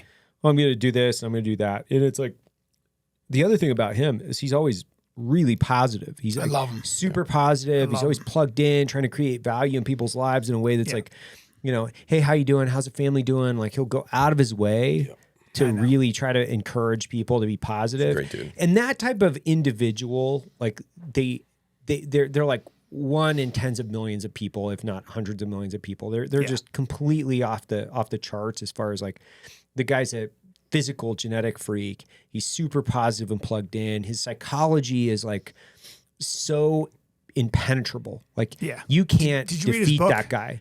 Yeah, of course. Like it's good, great fucking book. incredible, man. So, and he doesn't have this huge ego either, right? He doesn't because he beats himself up all the time, talks about how he's an idiot or whatever it is. Well, he's And always it's like, posting himself getting his ass beat on Instagram, even Well, in he the took gym. me Yeah. through special forces. Like, not. I mean, he said we're gonna have a great day today, and he just took me through like clearing a house and shooting from a. I was such a disaster, by the way. Shooting from a moving vehicle, jumping out of the car. I got stuck. My holster. I mean, the whole thing was fuck. I had to extract from the car. I couldn't get out. My holster was stuck, and he was shooting the gun so that the shells would hit me in the face. He's such a piece of shit, but he likes to see other people in pain too. Oh, yeah. He really Yeah. does. He's He a likes little to bit of a see masochist people. now, Yeah. yeah. He likes to see people in pain. He likes to cause harm to people and his friends. He likes to really see and his them. face is like this. Yeah, he's like super happy. Like, oh, I like to see you really. There's uncomfortable. those guys I've spoke about before, but like a guy like Tim, and I've fought in like mixed martial arts a lot part of my life. Like I'm not bad at it, but like guys like Tim can just take you down and hold you and tickle you. Oh, that's Yeah, He like could do a that child. to me. That's when people are like, "Oh man, you should fight Tim Kennedy. This would be funny." I'm like, No, the he guy's could- a fucking he could- high he level could- black he belt. could like, fuck you if Yeah. he would just hold me down. Like that's Yeah. why I carry a gun. That's to right. like that way I- people like that I- can't force their will on me. That is correct. I That's had correct. this like I love like these Tim Kennedy thoughts because I have them every now and again, like every other year or so. Whenever I run into these moments where, a few years ago I was in Texas and I was driving the speed limit. I had my newborn and my other kid in the car. I was driving like 5 over the speed limit. Right, guy is right up on my ass. like right That up on makes my me ass. crazy. And it pisses me off. And I'm like, dude, I'm doing like 5 over. And you know those windy Texas roads, like you just don't. You don't really speed. One, I don't want the ticket. Two, I've got little kids in the car. And there's a guy right up on my ass. And I pull over because I'm like, I need to let this dude go around me. So I pull over, and this guy gets in behind me and pulls off the road with me. And one, I'm thinking, what is this fucking guy's problem? Did you have a gun on you? Yeah, of course. And two, I'm like, you're gonna die, dude. Like this is not like you don't know who I am. Tim Kennedy lives in Texas. Like, holy shit, are you nuts? Like, you don't know who you're gonna run into. Yeah. So I just pulled out. Like, he got out of his car, and I was like, yeah, or something, you know. And then as soon as he got out of his car and started walking forward, I just pulled back out onto the road and drove away, right? Because I'm not gonna get in a physical altercation with my kids in the car. No. And you know, this is a guy that's in a F-350. It has a professional logo on the side for a construction company. How weird. It was so strange, but it was a Tim Kennedy moment where I was like, who is the insane person you're gonna that get thinks shot, that you're going to step out of a car in Texas and start walking and closing the gap? Fuck around and find and it's out. like, whoa, dude, you don't know what's going to happen. Yeah, and I got my kids in the car, And so I got I'm my gonna kids shoot you in in the the car. fucking Like, face. it was just like one of those eye-opening moments where you're like, dude, I could be Tim Kennedy. The other one was like, we were talking about this, creating this competition where we were like, well, we're going to have this like shooting competition that's long range shooting, short range archery, like have all these different events, and then have like a section where you have to like put a bicycle together with a welder or some shit to ride it 5 miles, and then you have a smoker at the end where you just like box or fight or whatever. It could be like mixed martial arts at the end to declare the ultimate man, right? I think that's what we framed it up as. But then I was like, did I just invent a competition for Tim Kennedy to fucking win? Was that what I did? I just invented something that where I'm going to go and get my ass beat by Tim. Yeah, exactly. And like, That's why weight classes exist, you know? That's some people. That's just not the arena to enter with Tim, because he's gonna do nasty shit to you. I was with Brendan Schaub one time when he was fighting, and you know, UFC heavyweights, say we will, black belt in jiu-jitsu, enjoy that shit. Right. Deadlifting 600 pounds, and some dude like probably like 40, some civilian we're in Brendan's car in his Porsche, and this fucking dude is doing the same shit, and then just pulls next to us like, you got a fucking problem. He's got the wrap around my the sunglasses. And I think I said something like, I was like, don't get daddy mad, because if he busts, he gonna bust. The guy knew, because it was like, I go, look at his ears. Not for you. Yeah. No. Turn him. The guy who saw his ears. He's like, oh, fuck this. You know? I'd love That's to a have telltale cauliflower sign, ears. cauliflower ears. Yeah? You can get them. Just do them I was a to wrestler. scare people Nothing off. happened. Really? Yeah, but I wore my headgear. Oh, smart man. Yeah. do you wear a singlet when you're? I'm wearing one right now. You're wearing one Yeah, right but now. it unsnaps at the crotch, Good. so it's kind of like a leotard. What was the question? Do you wear a singlet when you're doing MMA? When you're doing jiu-jitsu? Only when I'm street fighting. Yeah, good. Yeah. Only so. And then sometimes just for discipline. Hold on, I have to get my singlet on. I think that would actually dissuade. and love making. Yeah. When it's my lady's lucky day. Yeah. You know what I'm saying, Yeah, bro? yeah. And I pull it off, and I'm like, this is what a father of 3 looks like. Yeah. That would be interesting if you have a singlet with those 3 snaps, like a child's onesie, that you can snap and be like, if you're in a physical altercation or an argument that might be leading that, and you pull out your singlet at the bar, be like, wait one, Hold on. I'm Hold going to on, put my motherfucker. singlet on. Yeah.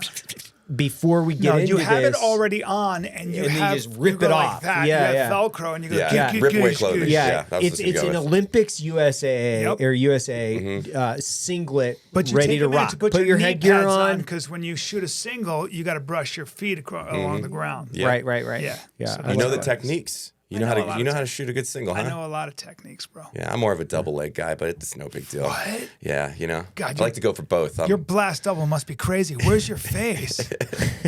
right in your singlet, you know. Oh man, your assistant's working me. Thanks a lot, bro. Good shit. How's man. this? How is that hunt with Ranella The best. the best? But It Ranella rained loves every day. Ranella will never get tired. He's a billy goat. He'll climb the highest mountain. Doesn't matter. And he doesn't get tired. He knows everything. He knows everything about everything. He can go, smell that. And you're like, what? And he goes, smell that. And you're like, what? And he goes, Beaver was there. Like he's a tracker on that level. It's crazy. Yeah. And then he likes to suffer. If we can sleep in the water, we're going to sleep in water. Like he's like, let's go to a glacial lake in Alaska and land there on with a seaplane, and then we'll be in our tent for 13 hours because gale force winds are hitting, and then let's walk around for 4 days, and you won't see fucking deer one. Because you know what? Even the deer are like, fuck this. This is the worst. Let's go down lower. Yeah. And so we're up there. Look, there's nothing. We saw a mama bear and her cub, and she was up there because the male bears would have eaten her cubs. So she was like, "We'll just stay up here and scrounge around for fucking roots." So Ranella likes that. He likes to get, he likes to get those down guides and at that dirty. level are so crazy. I know a few of them, but the same to your point, they'll like smell and be like a deer passed here 3 days ago. You're like, how the fuck do you know It's that? amazing. I go because I just that's when I can make Rogan laugh because we're miserable, we're freezing and all that. That's when the humor comes out. Yeah. Because there's nothing to do and you're fucking hungry. And all you want is to kill a deer and fucking eat it right there. Like when we shot a deer in Montana, I ate that shit raw. Like Ranella was making me sushi. Yeah. And Rogan was like, I'm okay. I was like, you pussy. And I ate myself. You gotta eat that heart. You It's gotta eat delicious. that shit. It's delicious. delicious. You know was the so worst fun. heart I've ever had was when I caught my swordfish and I ate that raw. Oh, It was fishy. It was real fishy. Real fishy. You know Real why I don't and eat I swordfish? should have like dunked it in the water to get Yeah. like that film bile off yeah, it, yeah, but yeah. I just sent it and I don't Didn't eat puke. swordfish Close. because 2 reasons. One, they're older, they're bigger, more mercury. and there's a shitload of mercury, but also they got fucking parasites. They got worms in that meat that are fucking longer than your body. They'll just Seriously? Oh yeah, That's how I man. keep so toned So, up. yeah. I eat You raw have a swordfish, you have a and the tapeworm. tapeworm just kind You of have a cleans up tapeworm. this cake and whiskey I That's where drink. you get those dinner roll abs. Mm-hmm. Yeah. Yeah. Those things How do you? Why does your skin look like a fucking tulip petal? Another commercial break. Another commercial so when break. I stop like that, that's when you We're gonna guys cut the That's when we commercial. cut to commercial. shoptohold.com. Those what are they? Sandals? You said? What did I call Bro, them?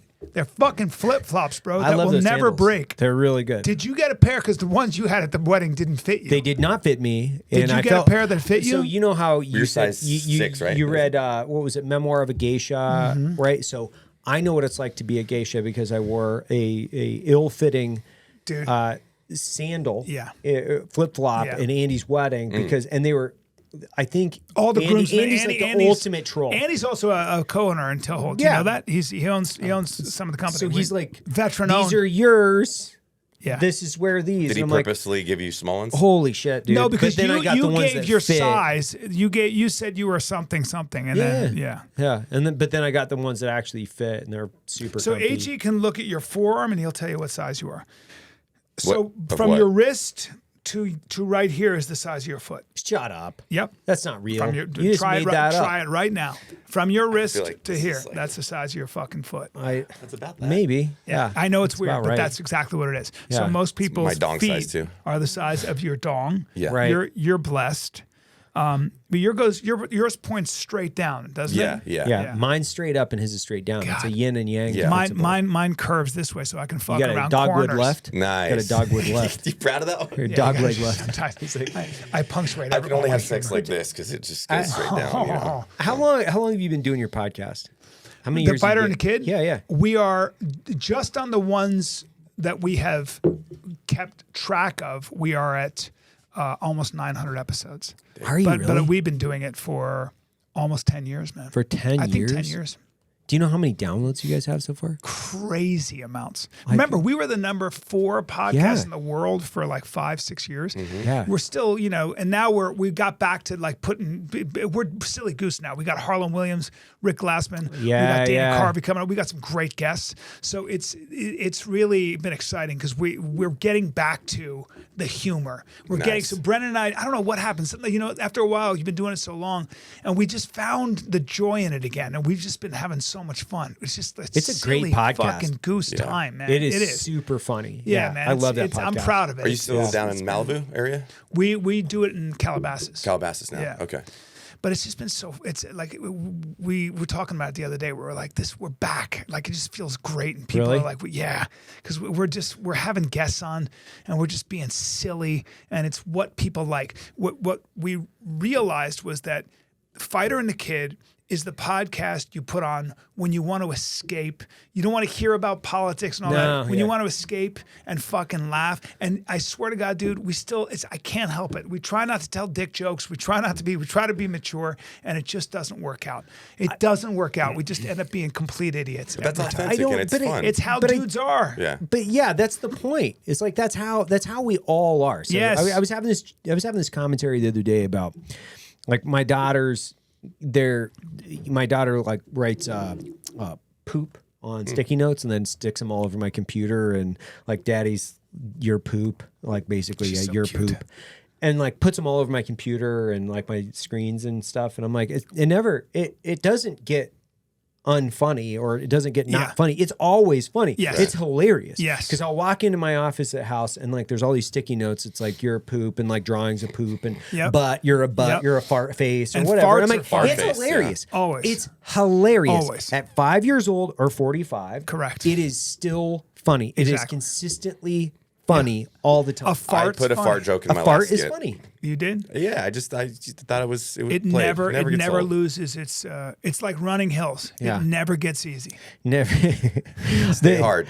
I do this thing with the girls, right? Where I'll be like, oh, you know, like you got to get something out of this bottom drawer, and they'll come over, and I'll like fart right in the kitchen area, and both of them will run out of there. So now they're getting smart. So I've got to get smarter to up my game. Right. You know what I mean? Well, I gotta I used to tell. I was really good with my kids. I would tell them fantasy stories. I would come up with these stories about the enchanted forest, and I would have characters, and I told them that when I was a kid, I was in nature camp, and I went to camp with a group of Native American shapeshifters. And I would tell them these adventures, and they would be like, holy shit, like I had this whole world I came up with, this whole world. And they would just be like so into it. The problem is that there's something called Pixar and something called fucking Hollywood. And I can't compete with Tame Your Dragon. I can't compete with that shit, That's man. a good flick. Fuck, That's a dude. sad flick too. And they'd be like, Dad, whatever with this. I got to watch, Avatar. Avatar. Fuck, man. And so we it's like- read every night for the last few months. We've been reading a series of unfortunate events. The series. yeah. And the girls, so we'll do a chapter every night. So, and there's like 10 books or something like that, and they just fucking love it. And but they get to set up their little art stations and they're drawing, and we're reading. It's like the most family wholesome thing. That's awesome. That's like so ever, great. right? It's like for months now, and so these girls are going to remember this until they're long Of until course. I'm long gone. Yeah. My grandpa or their grandpa was there, so my dad was there the other night, and he's like sitting there drawing with the girls, and my wife's reading a series of unfortunate events, and I'm telling fart and dick jokes. Probably not dick jokes. Are my Nothing kids, better. but Yeah, fart not dick, jokes. not dick jokes. And but it's like so much fun to engage with the girls on that level, where my kids get to just kind of like use their imagination. They just get to just do whatever it is they do. Because I do the same thing. I'll come up with like, I tell original dad stories. My wife really likes books, so she likes structure. She likes like start and an end. Whereas like I just start a story. I'm like, all right, what do you guys want to? What kind of characters do you want in the story tonight? It's like choose your own adventure type stuff. And Rowan will go like, I want a duck, and he'll be like, okay, so what color's the duck? It's a red duck, and his name's Bill or whatever. And you're like, okay, so here's a red duck named Bill, and then the other one will come up with another character. And then I'll have him name them, and then I'll like feed him into a story, and then put together the architecture for him. But that's exactly what I'll do like almost every night. Why do you guys think that you both have come through combat and war so remarkably well adjusted and mentally sound? And why do you think, and I don't know if it's even true, but why is suicide and mental health, I'm sure you've talked about this ad nauseum, but do you have a theory on how why it happens, and if so, what people can do about it? Yeah, I think I'll field the first part of that, which is like we've been really fortunate because the fact of it is we'd never really had to transition out of the tribe, because we went from in our case, we went from like the CIA or the military straight into this business where we've always had each other. So myself, Matt, Jared, we just went from one team room to the next team room. And so we've always had a team. I would never have been able to do what I did or been a success, I think, to the degree that we've been a success without a team and then building really deep, meaningful relationships. Like Matt and I are a good example, and I'm not trying to be over emotional in this, but he is literally my best friend, and we have become better friends every year, I think, because of the business and the things that we've had to go through. We've been able to build a very meaningful relationship which is very fulfilling, and it also keeps you honest. Like, it really does. So we have that. We have something that's like super beneficial in our lives. It's a support system. A connection. There's a massively competitive nature between a lot of the guys and gals, even at this organization, which keeps you like super full of purpose and motivation. But yeah, Evan made a really good point, like the tribal thing. I mean, I got out of the military and I went to LA. Like, that was like the worst 2 years of my life. Like, I was completely lost. I was around like civilians. I was fresh off a deployment, like the most gnarly deployment I went on. But like the effects of war, I think, mess with everybody differently. And for a guy like me, I never had issues with the stuff I did or saw. Some of the stuff was like shit, but you had to just figure it out and maybe compartmentalize it. But I think you just have to be honest with yourself. And I'm a fairly introspective guy. So like when I get feelings and thoughts, I try to make sense of them and understand where the root cause of that feeling is, not just impulsive and letting the emotion take over.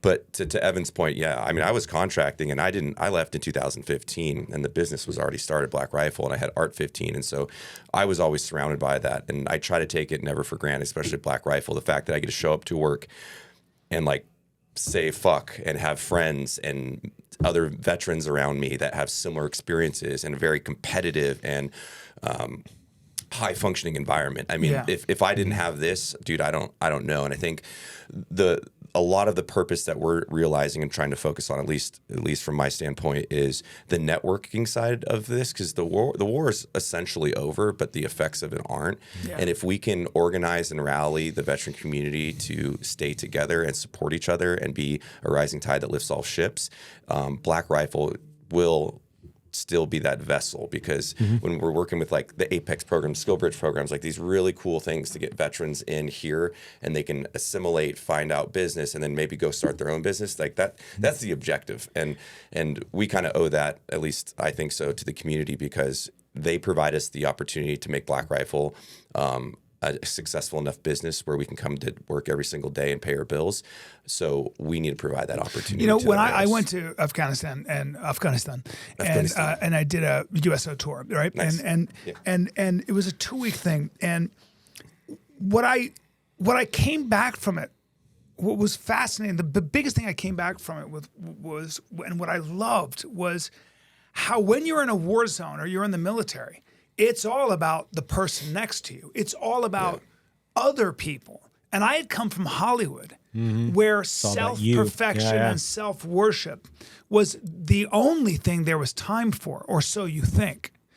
And that selfless environment called a war zone in the military, watching guys, and it was little things, man, where I'd get off and I'd go to get my bag, but there'd be somebody already getting everybody's bag.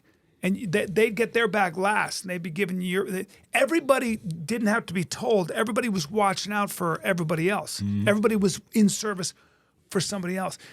That is, I think, well, first of all, I think that's the way to be in life. I think that they've done a lot of studies on your happiness can be measured. It goes up in the right direction when you make it about other people. And you go down the other direction when you make everything about yourself, right? Including your own mental state, your own, there's a great fucking book by Tolstoy called A Confession, where at 50 years old, profound book, at 50 years old, he he was internationally recognized. He was mentioned in the same breath as Freud and Darwin and all these people. So he had accomplished worldwide fame, which was actually a goal. He was also really into physical exercise. He always wanted to be athletic. So he worked out with the peasants. He would do farm work. So he was all about strength. So, and he had plenty of money, world famous, had reached the pinnacle of art. I mean, he was simply the greatest writer still by many metrics. That's like ridiculous. Like just a War and Peace. Yeah, War and Peace. I mean, it goes on. The Brothers Karamazov. I mean, just a phenomenal writer. And so everything was, and living in this amazing house, he had access to everything he wanted in life. And he was 50 years old, and he realized that he didn't want to go into the back the shed area with a rope. He didn't want to do it because he knew if he did, he would hang himself. And then he didn't want to go hunting because he knew he was going to turn the gun on himself. And he was suicidal. And he couldn't figure out what the fuck was going on. And the book is an examination of that crisis because he had dedicated himself to self-perfection. His purpose was himself. It's called A Confession. His purpose was himself. His purpose was to be perfect, and that he had been worshiping just his own cubic space and his impact. But then he looked at the peasantry who had hard lives.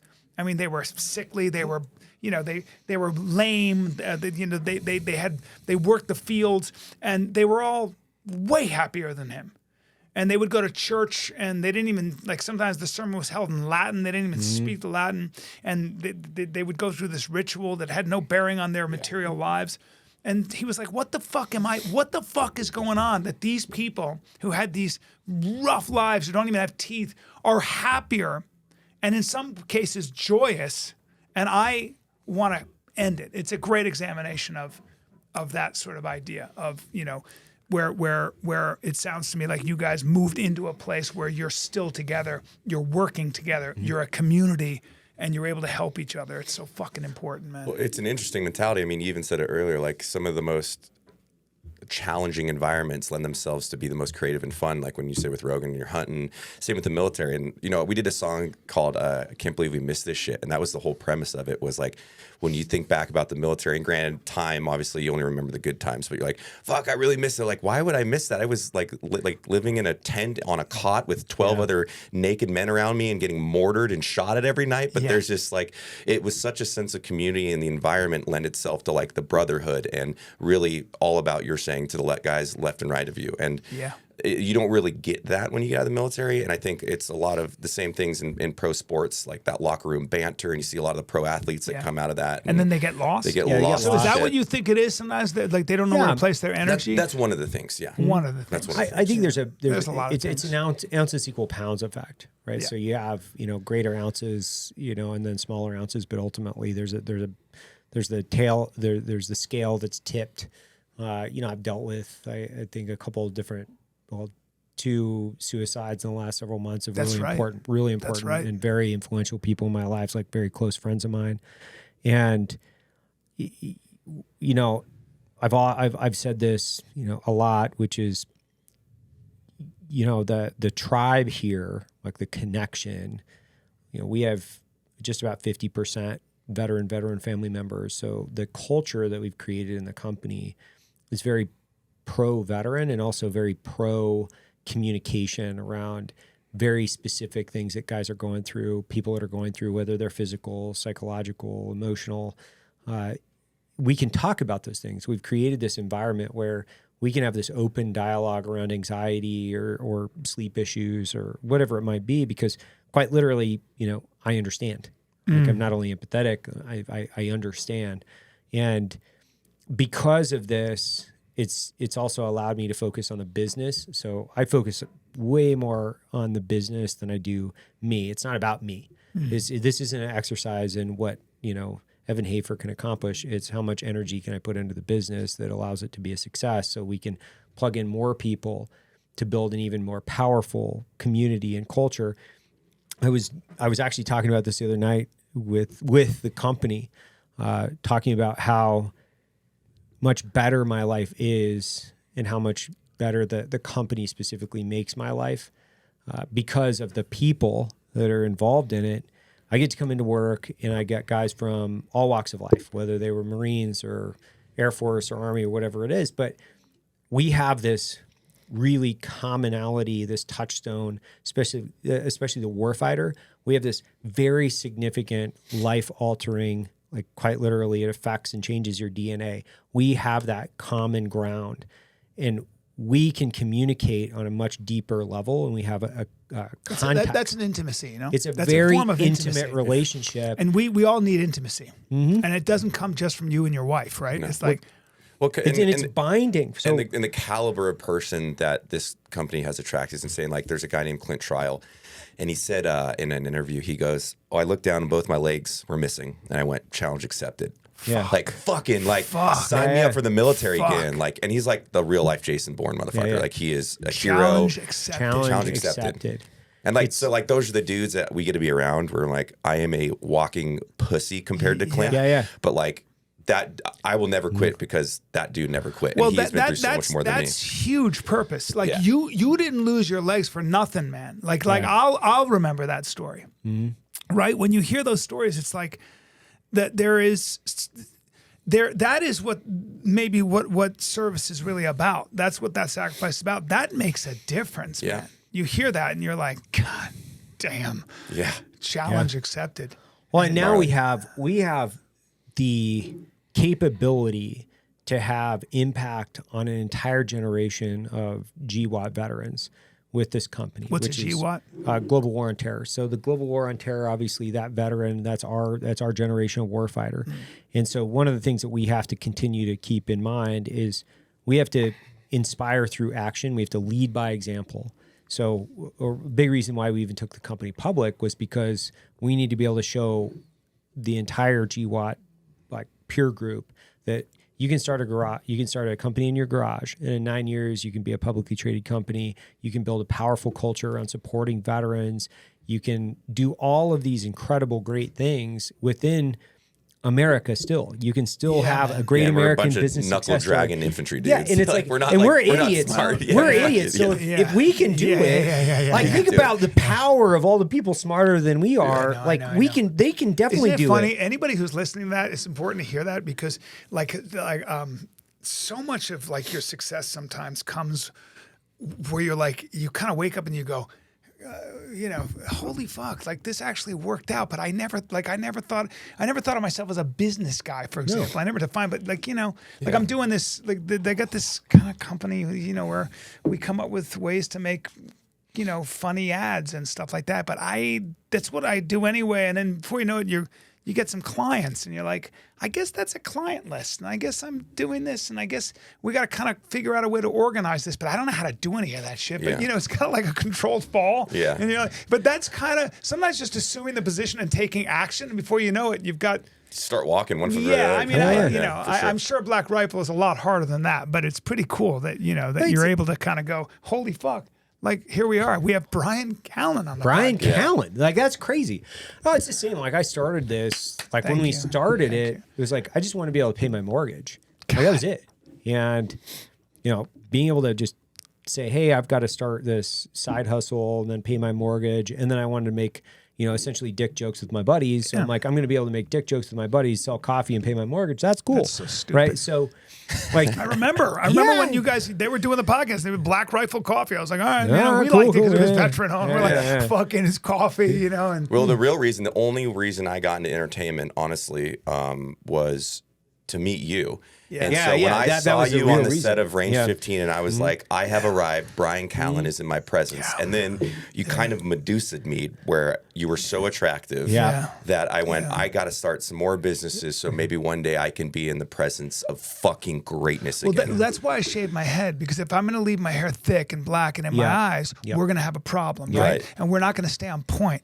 And you're going to be asking me how I do it, right? And so I shave my head so we can focus on the topics that matter, that go beyond myself. Right. Yeah. So thank you for that. And thank you for your selflessness. Like, it's Yeah. truly. You guys should take my workshop. Yeah. And so should everybody else. $3,500 for an hour, but there's a An lot of hour? hands-on relaxation. That's inexpensive. A lot of hands-on stuff. Yeah. though. Oh, Yeah, nice. yeah, Singlet yeah. action. Yeah, I'm moving Yeah. you around. Okay. I'm moving Yeah. you around. Yeah. It's going to Yeah. be good. Yeah. Single legs, double legs, Flow taking wrestling. the back, It's flow grappling. Yeah. You don't have to be in shape. Call me Khabib, you know? I'm in. My So- buddy Bilal Muhammad was telling me that he was working out with Khabib. Bilal Muhammad's number 4 70-pounder in the UFC, and he was like he's in the Khabib, like he was wrestling with Khabib, and he's like, I've been doing this for 10 years at a high level. The guy is fucking mauling me.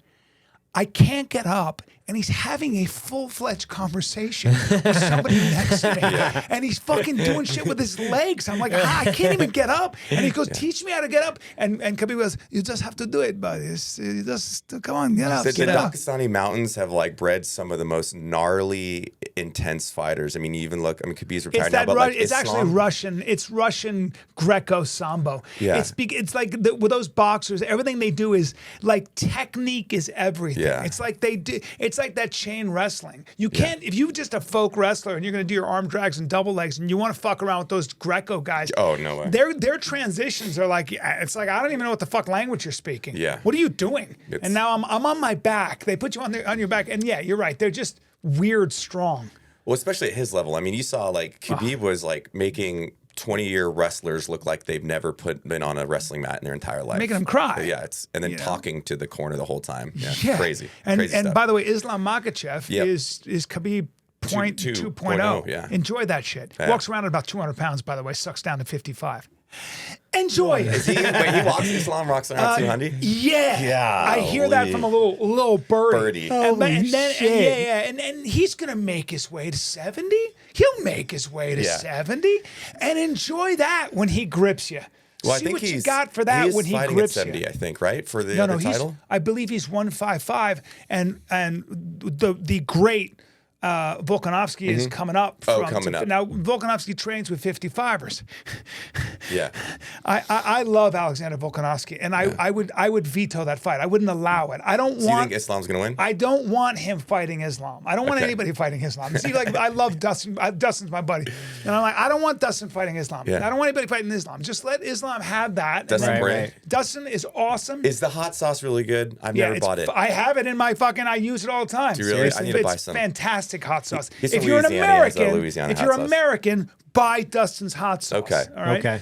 But yeah, it's like those guys. That guy is just different, and he's Yeah. going to go to 70 after he's done. He's going to be up at 55. And be like, I don't like losing weight anymore. I'm going to go to 70, and then he's just going to wear everybody like a backpack and grip you. He's going to grip you. You know who the world's nicest fighter is? Michael Chandler. That guy is. Love Michael he's Chandler. He's salt of the earth. Yeah, great guy, funny, and great. But If he didn't have pre-existing sponsorships, I would try to sponsor him immediately. But handsome kid. he's too. got another caffeinated beverage. Does he? Yeah. Yeah, Not coffee, but- Chandler's. He'll have a great career after the UFC. Yeah. Again, I don't want to see a lot of these guys take this much damage. I don't Yeah. like Yeah. it. Yeah. I don't like it.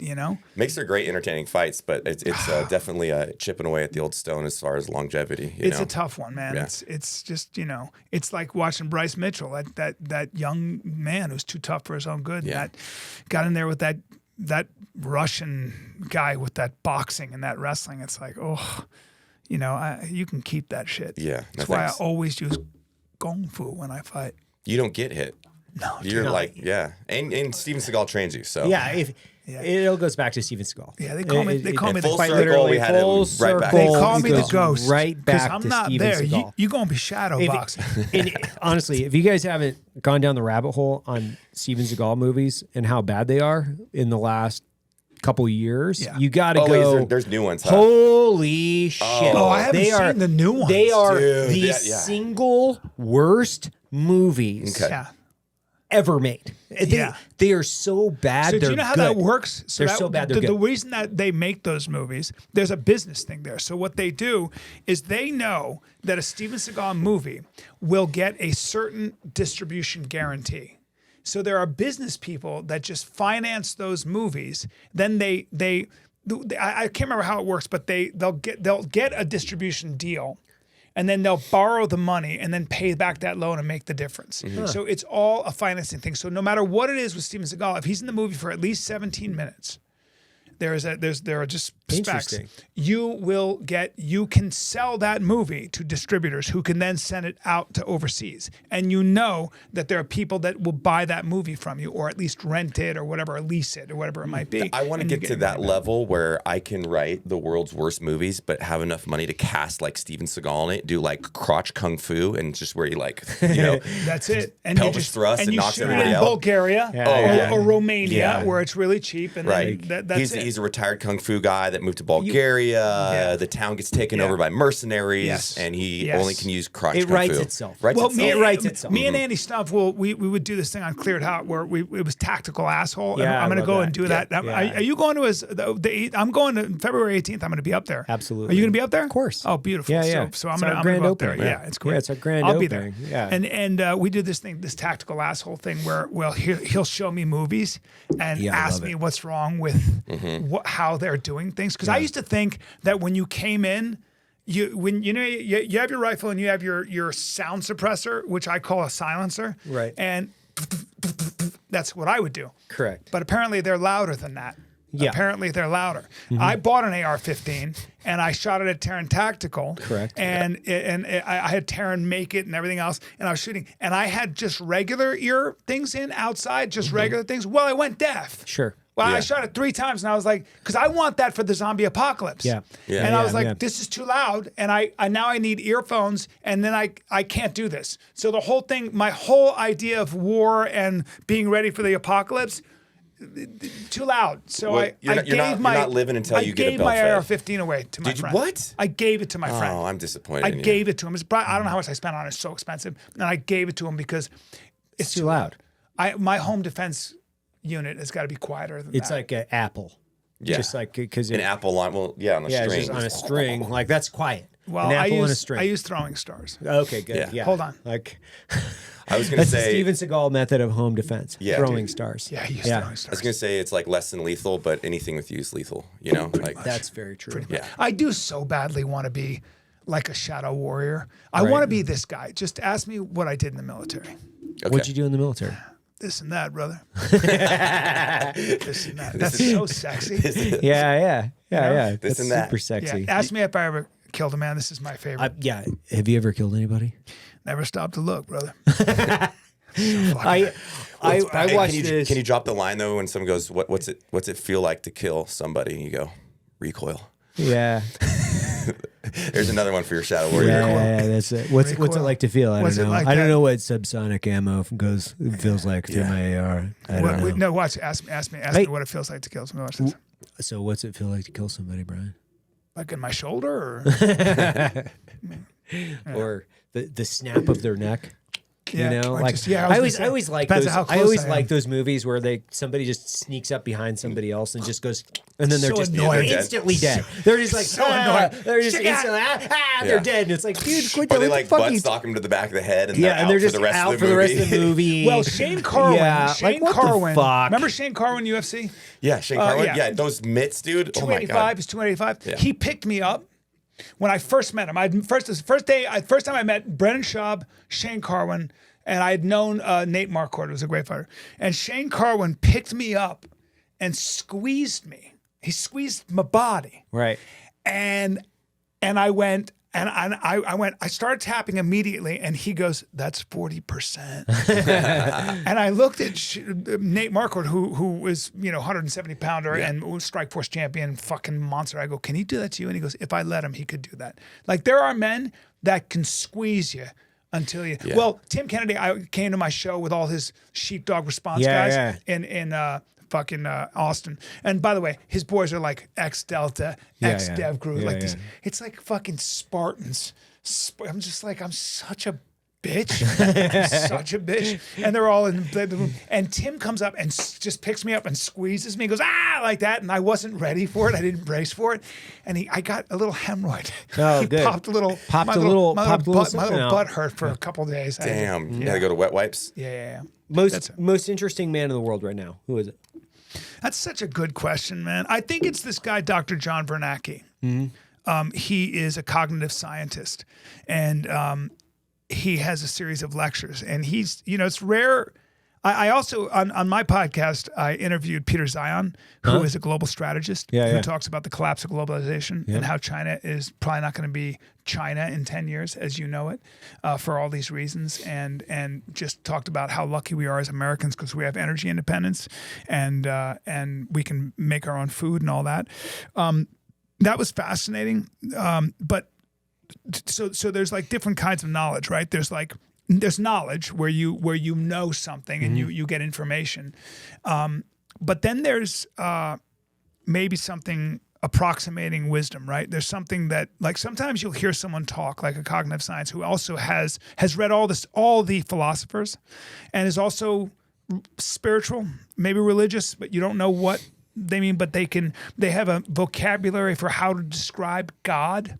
And then they'll say things like, he was talking about how the romantic comedy has done more damage to us and our idea of love than almost anything else. And you go, at 55, I go, huh?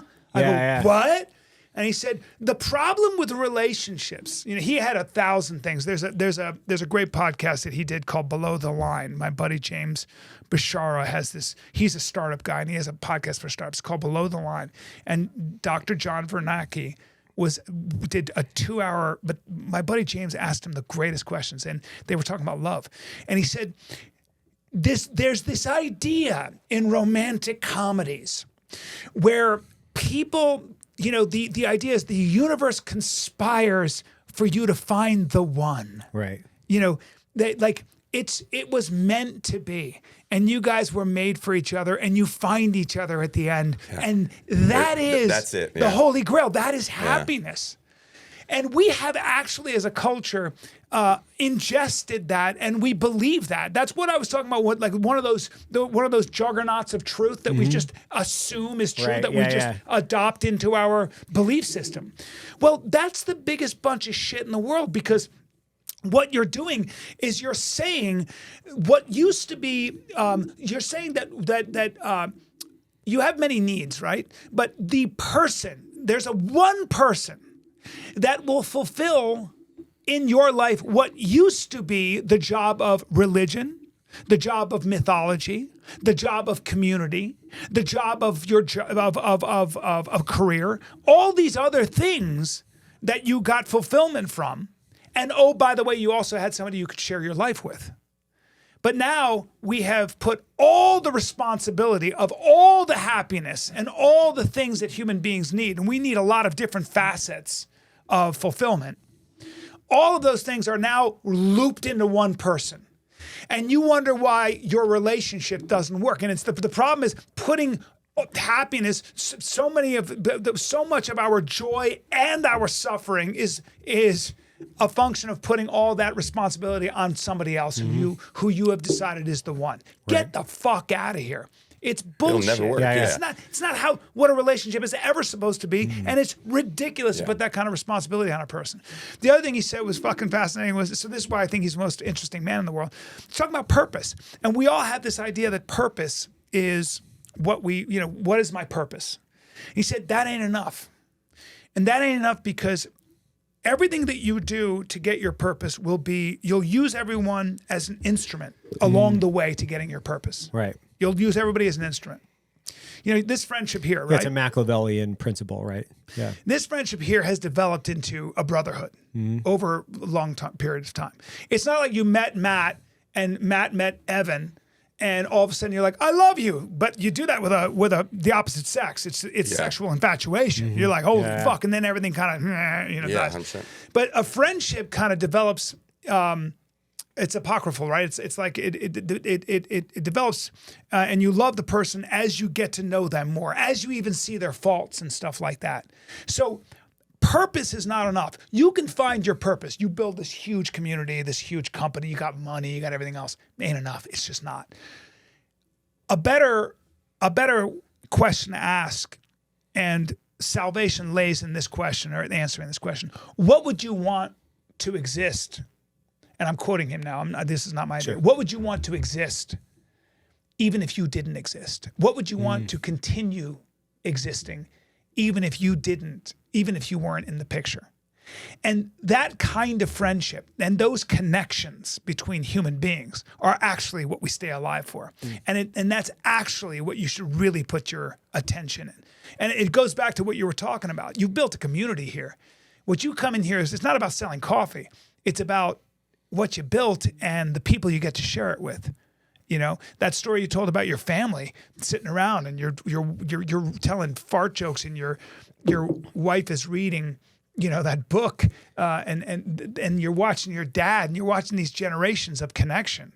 You better connect to that. If you don't, that's probably where, you know, darkness. That's sort of the soil for which darkness grows. Mm-hmm. That's a metaphor. That's It's a interesting. gardening It's a good metaphor. one. I like that. You know what I'm saying? So Yeah. I'd say Dr. John Bernanke and Jordan Peterson are my favorite Yeah. people. Those I are listen good. to a lot of Jordan Peterson. Yeah, I was the first one to podcast with him. Really? You know Seriously? that? Yeah, I didn't and know that. Rogan called me and said that guy Jordan Peterson was great. I said, yeah, that's an understatement. Yeah. And I did 2 podcasts with Jordan, and then yeah, he was yeah. I think he's a saint. I really do. I'm gonna watch romantic comedies tonight now. Yeah, you do that. You are a romantic comedy, bro. That's how I met my wife. I dropped something. We bumped heads in Yeah. a street corner, Yeah. and then everything was good. Do you know what I remember work. about you? It's such a weird story, but it's when I realized that you were a real motherfucker. Like, and this is such a weird thing to say, but we were talking, we were in a car, and I think it was when we were shooting Range 15 or something. We were in a car or a Jeep or something, and we were driving, and you were positioned here and I was here, and you said, it's so weird. You said, we were talking about wearing seatbelts or there are no seatbelts, and we'll just hold on to things. And we were saying, well, if we stop short, we're going to collide heads and kill each other anyway. I know it's a weird thing to say, but it was like, I realized that I was like, Matt Best was a guy who'd come into contact with objective reality as a soldier. And you were aware of how bad things could get. Yeah. And it was so interesting because you have a certain look. You look like an actor, a good looking guy, and all that. Yeah. And my ex girlfriend was like, Matt Best, and everything else. Super but hot. but which I'm still not over. But I remember just kind of like being able to connect with that and respecting that sort of like that understanding of objective reality. I don't know. Well, it's a weird story. Fair, yeah. It is interesting because I was having that conversation with somebody else asked me, like, you know, war, something about war. And I was like, well, what war does for some people, specifically me, there's a very specific time and place where I realized that, and it's a double-edged sword, because you can also go down more of a nihilist road, or you can look at it from kind of, this is tools and techniques for life in the context of we controlled our fate, like very specifically.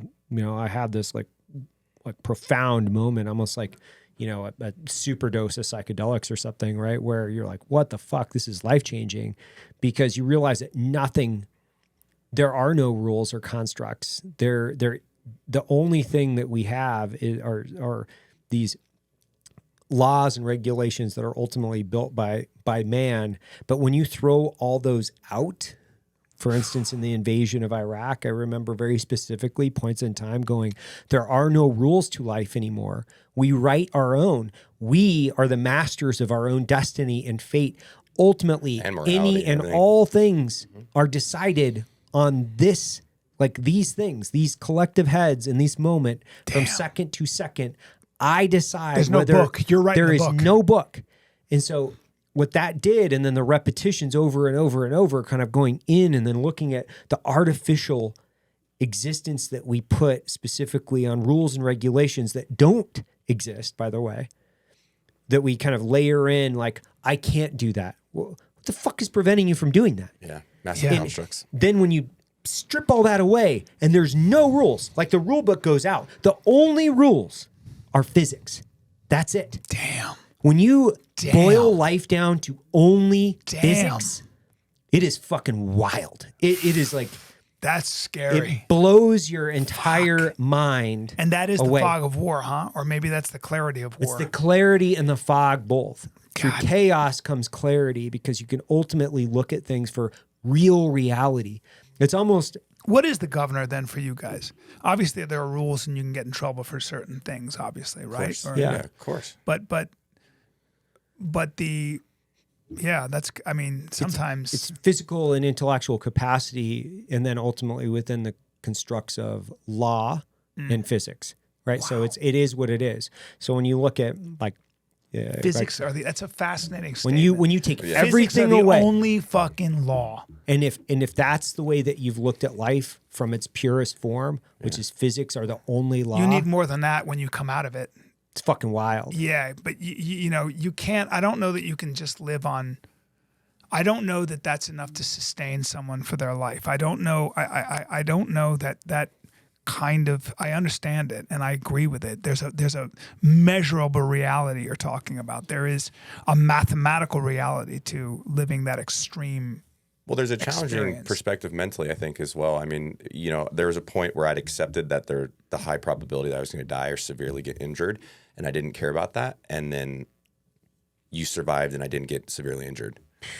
That's where the self-help shit needs to come in, because you're like, I didn't make a plan for this because I'm alive and I'm a civilian. Yeah, And it I was would a also weird- argue that weird you one. guys, you, Evan, specifically, and Matt, I don't think you guys live that reality, though. Thank God. I don't think that that's what keeps you, sustains you. That the idea, you have had to contend with that reality in certain arenas, which is Agreed. the only rule is physics. But That's not how I live life now. No. Not in the slightest. No. Who would want to? Thank God we don't have to. I think Well, if you live that long enough, you'll lose God. when you commit, like no one gets this experience, which is like I'm extremely fortunate to have this experience. When you've committed your life in the concept of I am dead, so you've defined yourself as dead, and the only rules are now physics. When you live and exist in that environment, it changes your life forever. It changes your brain. It changes your DNA. And when you live in that reality, and there's a really hard adjustment specifically for guys that have lived in that reality, and then now they come back to the social constructs where artificial reality is ultimately defining what you can or can't do, and it can become very stifling. It can become it can prevent individual and personal growth, because you're like, I'm just envisioning this right from like specifically a lot of my friends. I was talking to this guy the other day. He's a former Delta Force guy. And it was like one of your hardest adjustments that you're going to have to adhere to is you're moving into a world where you're playing by other people's rules, and those rules can be very inhibiting to individual growth, and you won't be able to have as much impact directly related to the outcome of your success. So if you're making entry into a building, or you're planning an op or whatever it is, you're defining your individual success on not only your pre-planning, your planning, your execution, your post-execution. You live within your rules that you're setting for life or death in that time frame. Well, the only mission's survival, right? Correct. So you know what That's it. happened to me that I never really talk about, because it's a little bit embarrassing to talk about in a way. But so when I was in Afghanistan, and it was 2007, I think, and it was pretty hairy. And they would brief us on suicide bombings, and it was happening all the time. And they would even say we're to look out for a purple or Toyota pickup and all that Bolos. shit and all that fun. And so I did certain things, like I put on a bite suit and they let the dogs loose on us, and then I did so it was the daily worry of getting into that Humvee Yeah. and fucking driving around from base to base and not stopping and all that, knowing that we could be blown up and that you can't get out of those fucking things. You can't. So my adrenaline was always pumping. And then we did a war game. It was just with simulated war game with a screen. And dude, I became inappropriate. I was screaming at my friends who were comics, going, "Cover your fucking flank!" I don't know what I'm saying. I'm like, "The fucking guy, you got to shoot that fucking." I was dead serious, and I got such a rush. I was like, kill! I was killing everybody. I was just fucking, and I couldn't help it. And you know how it gives that CO2 jerk? I'm fucking murdering people because they'd have somebody come up and it's like it's a woman making noise. And it was like, I don't know how long the game was. I failed miserably, but I killed some motherfuckers, right? I got so addicted to that rush that when I came back after 2 weeks to LA, a couple things happened. One is, and I called my buddy, I go, dude, I fucking, like, I get wanting to be in a war zone because I got addicted to that adrenaline. It was like fucking, I had a problem, man. I had like I didn't know who else to talk to. I was like, that shit was such a rush. Even the fear. Like I felt, and then I'm in a restaurant and the guy comes over and I went to the hospital and saw some shit, and I was having a meltdown, by the way. And so were some of my friends. And I was like, hey, listen, motherfuckers, we're recess. We can't come in here and be fucked up over the things we saw some stuff, some injuries and stuff. I said, our job is to hold it together and be silly geese in here and make these nurses and make these motherfuckers laugh. I don't care if you're dying inside, because I had to check myself because I wanted to cry. I'm not used to that shit. I was going to lose it, but like the rush of all of that shit that came to. And then I'm in a restaurant, and the waiter apologized because they didn't have the lamb shank. They said, we ran out of the lamb shank. Is there anything else? And he was so and I had just come off the plane, and I was there for 2 weeks as a comic, doing nothing. Yeah. And I was like, and I remember just being like, I'll bring out whatever you got. Like I felt I had disdain for myself, for where I was living and for everything else. And I can't imagine serving even 1 year, because I would have been a very different person. And I would have had trouble. And you don't care. Like, you don't really care about small shit. You don't really care. Like, you don't care about you don't care about any of the bullshit. It's like, it doesn't matter. It's all like little, like, it puts a lot of things into perspective. And we talk about it a lot in the company, where it's like, that's the one thing about this company that we have, is you have a bunch of guys that have been to combat here, and they understand how to put things into perspective. It's like, hey, we're selling brown caffeinated water and making funny jokes. Like, that's what we're doing.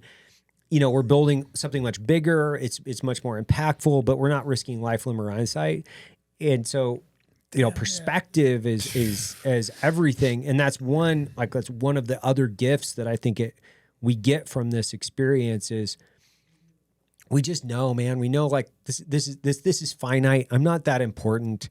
Like, can I like dedicate myself to something bigger than myself? Can I be a really important, dent in the universe? Yeah, but in the context of billions of years, as far as like the sun rotating, or the Earth rotating around the sun, and like, well, you've seen people. My buddy runs the catastrophic injury wing of West Virginia Hospital. So he's with people who never walk again. That's what this daily thing, And I go, what bothers you? He goes, when anybody complains. Yeah. Fuck your complaint. Like, people complain. I'm like, because you have no idea. So. Yeah. It's like, you go out, and I mean, I can't remember what we were talking about. It's like, if you've taken a shovel and like scooped up suicide bomber parts outside of a gate and put them in garbage bags. Yeah. It tends to like put life into perspective for people. A little bit. And then you do that a few times. Yeah. And then you get a little bit more, and then you tend to live a different reality than a lot of people. Well, I noticed that guys like you guys who've been through that are never macho. There's no like all the tactical guys at Andy's thing, like there's some dev group guys. That one dude looked like he came out of the center of the fucking earth. Like he looked like he had just been like, how you come out of a building and just covered in just blood, like, I mean, he looked like that all the time, and he was a dev group guy who I think Andy said, well, that was the best SEAL I'd ever worked with. He killed more people than COVID or some shit, It was like just a complete badass. But when you talk to those guys, there's no macho shit. They're just, it's the last thing. They're interested. They're eclectic in their thoughts and their ideas, and I found it very refreshing. I love that. Talk shit. to the Medal of Honor recipients. Yeah, Medal of They're the Honor, most humble, like tier 1 guys. They're like Tier 1 guys. They're just so chill. I mean, Yeah. because I think that they've come to the reality that it's training and being proficient in the craft of war, but the like horrible freaking shot with an AK-47 shooting like this can end your life That's just by it. That's fate, it. you know. And So it's everybody dies the same way, everybody right? It's dies, like, right? Yeah. I don't care how strong you are. You know Yeah. a 5.56. I think that's Is why that the right, a lot is of that the, 5.56. Yeah, there you go. is that a real? Yeah. yeah. I Well, and know I my think shit. that's why Nice. a lot That's of what your AR people shot. Or because 223. that psychological adjustment, you know, going from this place over here, which is it's a complete life-changing moment psychologically and physically. Yeah. And when you're living that life and then you go to this other one and then you disconnect from your tribe and you're also living within the regular social constructs and you're disconnected from your tribe and you're somewhat of a you can have kind of an existential crisis, for a lack of a better term. So you're going through all of these different things. Now you compound physical injury, you know, maybe a brain injury on top of that, and then you layer in substance abuse because of, you know, loneliness and emotional and psychological stress. Those are compounding. Those are the ounces that equal pounds. And then that directly contributes to, I think, the acceleration of suicide, which because men don't have anybody to talk to. Well, and that's the other thing that I know, that like we just don't. I'm not going to call my friends and be like, I'm having a hard time. I'm not that kind of guy. No. I just kind of fucking Grind it out. I Yeah. do, man, dude. I'd rather grind it out. I don't know who the fuck to call. Yeah. Like, you know, that's like my joke. It's not healthy, but yeah, but it's my joke. You know, I do this joke in my special where it's like, I call my buddy and I was like, I'm sad. And he was like, you got the wrong number, pussy. And I was like, Joe Rogan, that's so mean. You know, and I was like, well, I don't know what to do for you. You'll be fine. yeah. So there's nobody to, you know, that's the thing, having a community. drunk? Where you can, like, yeah. Yeah, I'd be like, are you drunk? Like, what's going on with you? Why are Well, you that's what calling we me? do. We do Yeah. we get drunk so then we can talk. Mm-hmm. So, Yeah. well, Brian. boys, yeah. thank you Thank guys. you so much for coming Thanks, on. man. Hey, Thanks for where having can me. people find your special? YouTube. YouTube. Yeah. YouTube. Man Tears. Man Man Tears. Tears. Just dropped. Complicated Apes is also now on YouTube. And yeah, check it out. Podcast, Bryan Callen Show. Yep. Best of on YouTube, which is my TV show with Brian Shaw, dropping soon. And then Fighter and the Kid. Sweet. Yeah. Thanks, brother. That's it, Fan brother. fave. Thanks, Yep. fellas. I'll get you some toe holds. Yes. Look at me. You've earned it. You've earned it. For decades, buying a silencer has been difficult. But in 2005, Silencer Central set out to simplify the suppressor buying process. So whether you're planning your next hunt or putting together a range day, you'll enjoy every shot you take with Silencer Central, straight to your front door.